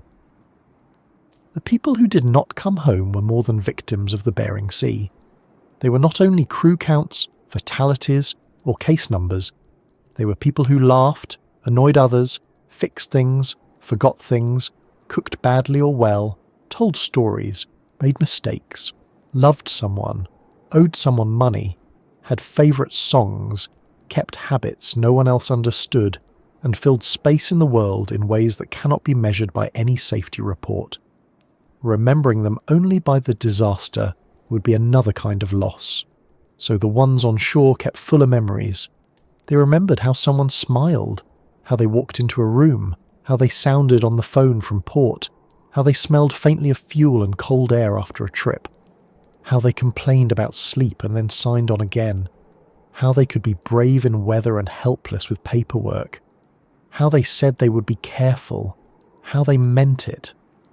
The Bering Sea, for all its power, could not take those things completely. It could take the vessel. It could take the body. It could take the return. But memory, stubborn and human, remained on shore. In photographs, stories, jokes repeated at the wrong time because grief does not always behave politely. In names spoken at memorials, in children who grew up carrying pieces of someone they barely knew, in old crew members who still pause when a certain boat is mentioned. As the years pass, the waiting changes form. It becomes remembrance. It becomes advocacy. It becomes caution passed to younger fishermen. It becomes a hand on the shoulder before departure, a firmer insistence on drills, a captain deciding to wait out weather, a crew member checking a suit one more time. The lost become part of the safety culture of the living, not as warnings carved in stone alone, but as people whose absence teaches without speaking. By the time we come back to the full question of why so many never made it home, the answer is no longer only storms, ice, cold water, or economics. It is also distance from help, pressure to work, systems that change too late for some, and the quiet cost carried by those left behind. The Bering Sea did not take lives in isolation. It changed families, towns, and memories. It turned departures into anniversaries and harbours into places where joy and grief can stand very close together. And now, with the vessels, the water, the work, and the waiting gathered in one place, we can begin to close the circle gently, not by pretending the sea can be solved, and not by turning loss into legend, but by remembering the real people at the centre of it all, the ones who went out for a living, the ones who searched for them, and the ones who kept the porch light on long after the horizon had gone dark. And now, with the vessels, the water, the work and the waiting gathered in one place, we can begin to close the circle gently, not by pretending the sea can be solved, and not by turning loss into legend, but by remembering the real people at the centre of it all, the ones who went out for a living, the ones who searched for them, and the ones who kept the porch light on long after the horizon had gone dark. Because when we speak of the Bering Sea, it is easy for the scale of it to become too large. The map is large, the waves are large, the storms are large, the fishing grounds are large. The numbers can become large too, so many miles from shore, so many vessels lost, so many crew members aboard, so many minutes in cold water, so many years of change.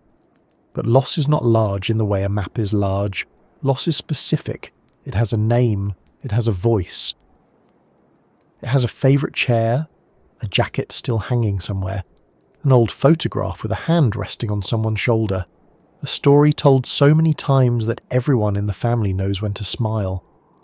The people who never made it home were not born into the world as names on maritime reports.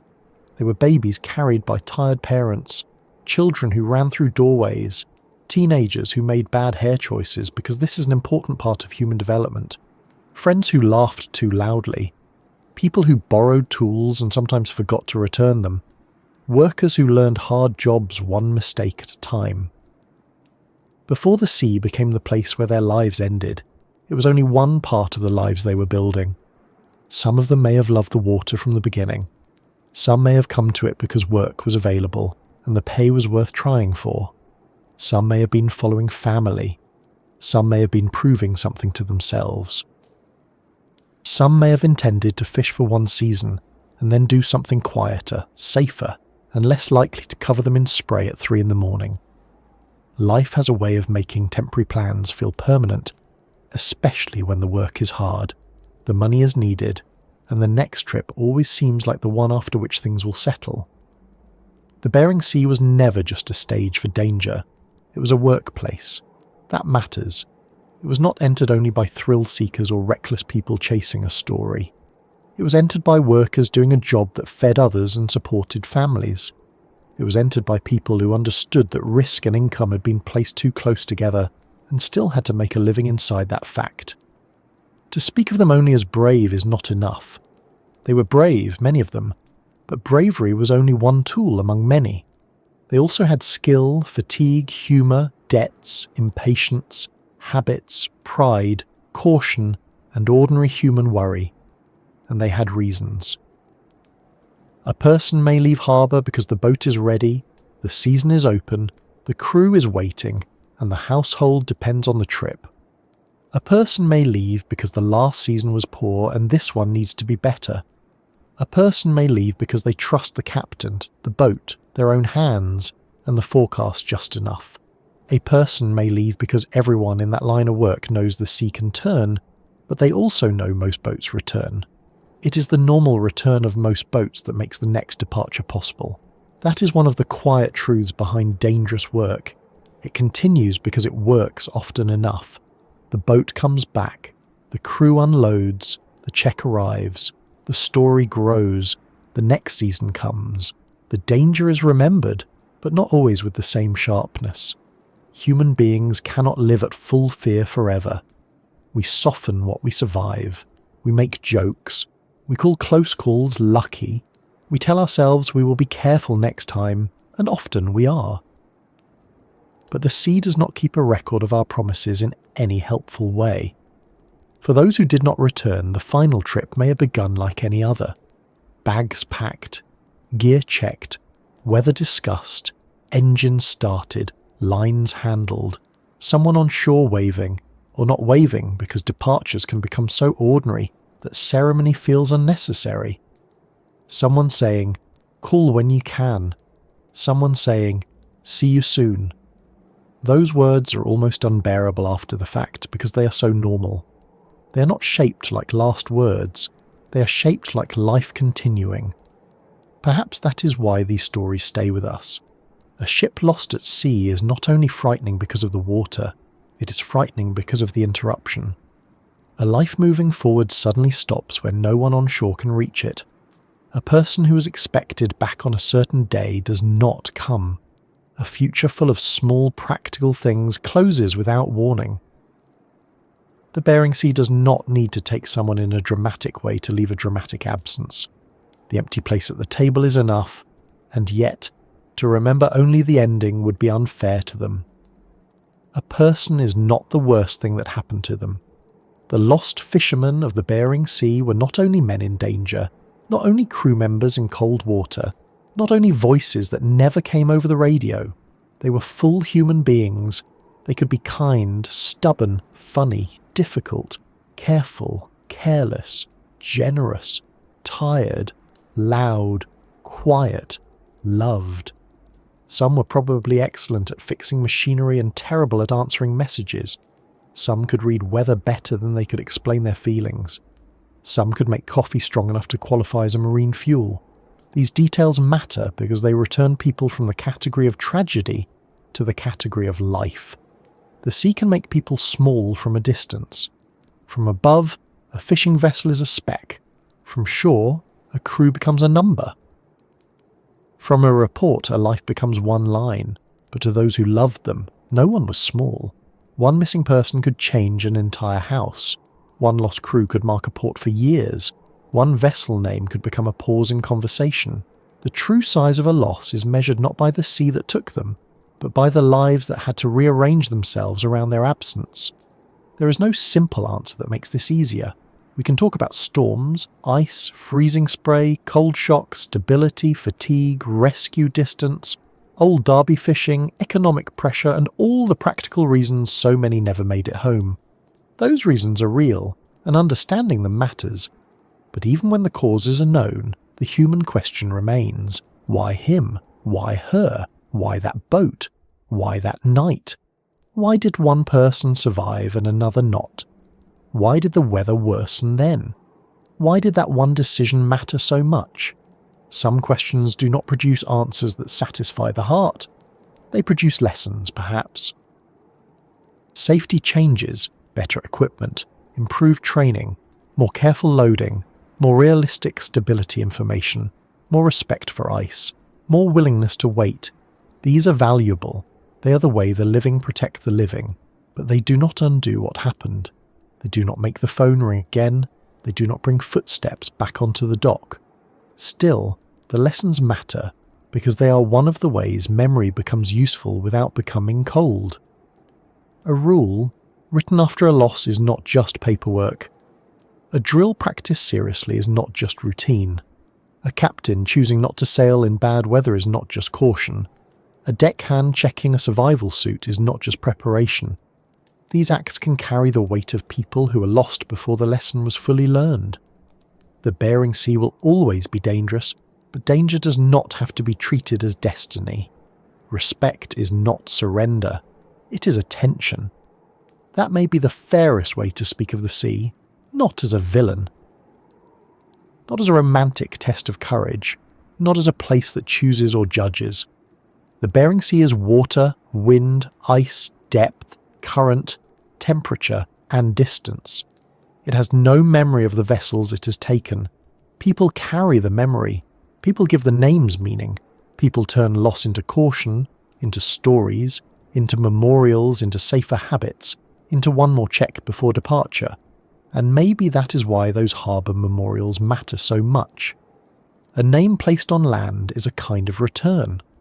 Not the return families wanted, not the one with boots on the dock and tired laughter in the kitchen, but a return of another sort.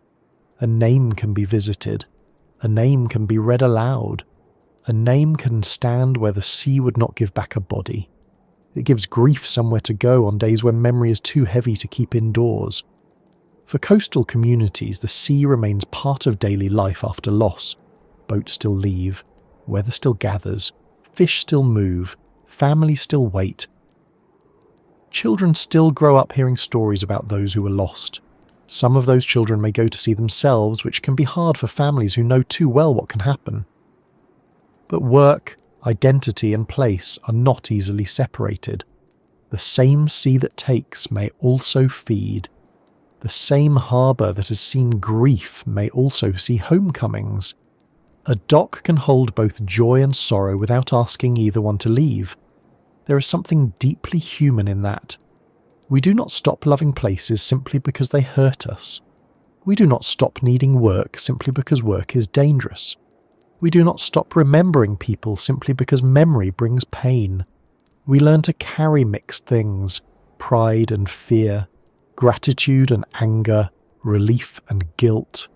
The Bering Sea leaves many families with those mixed things, and no one outside that life should pretend the burden is simple. For those of us listening from warmer rooms, far from the fishing grounds, perhaps the least we can do is remember the cost behind what arrives so neatly in markets and on plates. Seafood does not come from nowhere. It comes from ecosystems, communities, vessels, processors, drivers, families and workers who often face weather most of us only read about. A crab leg, a fillet, a package of fish in a freezer. These things carry a hidden chain of labour. We do not need to feel guilty with every meal, but we can be aware. Awareness is a small form of respect, and small forms of respect are still worth having. So tonight, as we bring this journey to rest, picture the Bering Sea not only in its worst moments, but in its full reality. Picture the grey dawn over the water. Picture the harbour lights at Dutch Harbour, St Paul, Kodiak, and other places tied to the work. Picture vessels with ice on their rails and coffee in the galley. Picture a crew laughing at something very stupid, because sometimes stupid jokes are the finest technology available to tired people. Picture a captain studying weather. Picture a deckhand pulling on gloves. Picture someone at home checking a message and trying not to worry too loudly. Picture also the searchers, the Coast Guard crews who launched into terrible weather, the nearby vessels that turned toward distress calls, the people in rescue centres following beacons, plotting drift, making fast decisions with incomplete information. They too are part of the story. Every rescue attempted, every survivor pulled from the water, every search that continued until limits were reached. These are acts of human refusal. Refusal to let the sea have the last word without a fight. And picture the families, because this story belongs to them as much as anyone. The ones who waited, the ones who received the news, the ones who attended memorials. The ones who kept photographs, told stories, raised children, carried names forward, and somehow continued after the worst day had passed into the next day, and then the next. Their strength may not look like standing on deck in a storm, but it is strength all the same. To live after loss is a long form of endurance. If you're listening tonight from a coastal town, maybe this story feels close. If you are far inland, where the sea is only an idea or a memory from holidays, perhaps it feels distant. Either way, the people at the heart of it were real, and that is enough to close the distance a little. A life does not need to belong to our own family for us to treat it with care. A name does not need to be familiar for us to understand that someone waited for it to be spoken again. At the beginning of this journey, I asked you to think about where you were listening from. Maybe you are in a quiet room now. Maybe the hour is late. Maybe the day has finally loosened its grip and the world around you has settled into small sounds. A heater, rain, traffic far away, the shift of a blanket. Somewhere, far north, the Bering Sea is still moving. It is not thinking of us. It is not remembering what we have said. It is simply being itself, cold, wide, productive, difficult, and old enough to make human plans seem very brief. But we remember. That is our task. To remember the work, the risk, the skill, the mistakes, the improvements, the rescues, the losses, and the people. To remember that many went out and came back, tired and grateful. To remember that some went out and did not. To remember that behind every vessel name was a crew, and behind every crew member was a life on shore that changed when the boat did not return. If this quiet voyage has brought you a little calm, or helped you see this distant sea with more care, I would be grateful if you liked the video, subscribed, and shared it with someone who enjoys slow stories about the real world and the people who live at its harder edges. It helps this small place of listening reach others who may need a calm voice, a careful story, or simply something steady at the end of the day. And now, let the Bering Sea stay where it is, far away and dark beneath its moving sky. Let the vessels we have spoken of rest in memory. Let the names of those who never came home be held with respect, not as legends, not as warnings only, but as people who lived before they were lost. Let the families who waited be remembered too, because grief at sea does not end at the shoreline. Wherever you are tonight, near water or far from it, may your own room feel safe. May your breath slow. May the noises around you grow softer. And if your thoughts drift north for a little while toward cold waves, harbour lights and boats heading out under a grey horizon, let them drift gently. The sea is still there. The stories are still there. And here, for this moment, so are we. Sleep well, fellow traveller, wherever you are, and may those who never made it home be remembered with warmth, with honesty, and with the quiet respect they deserve.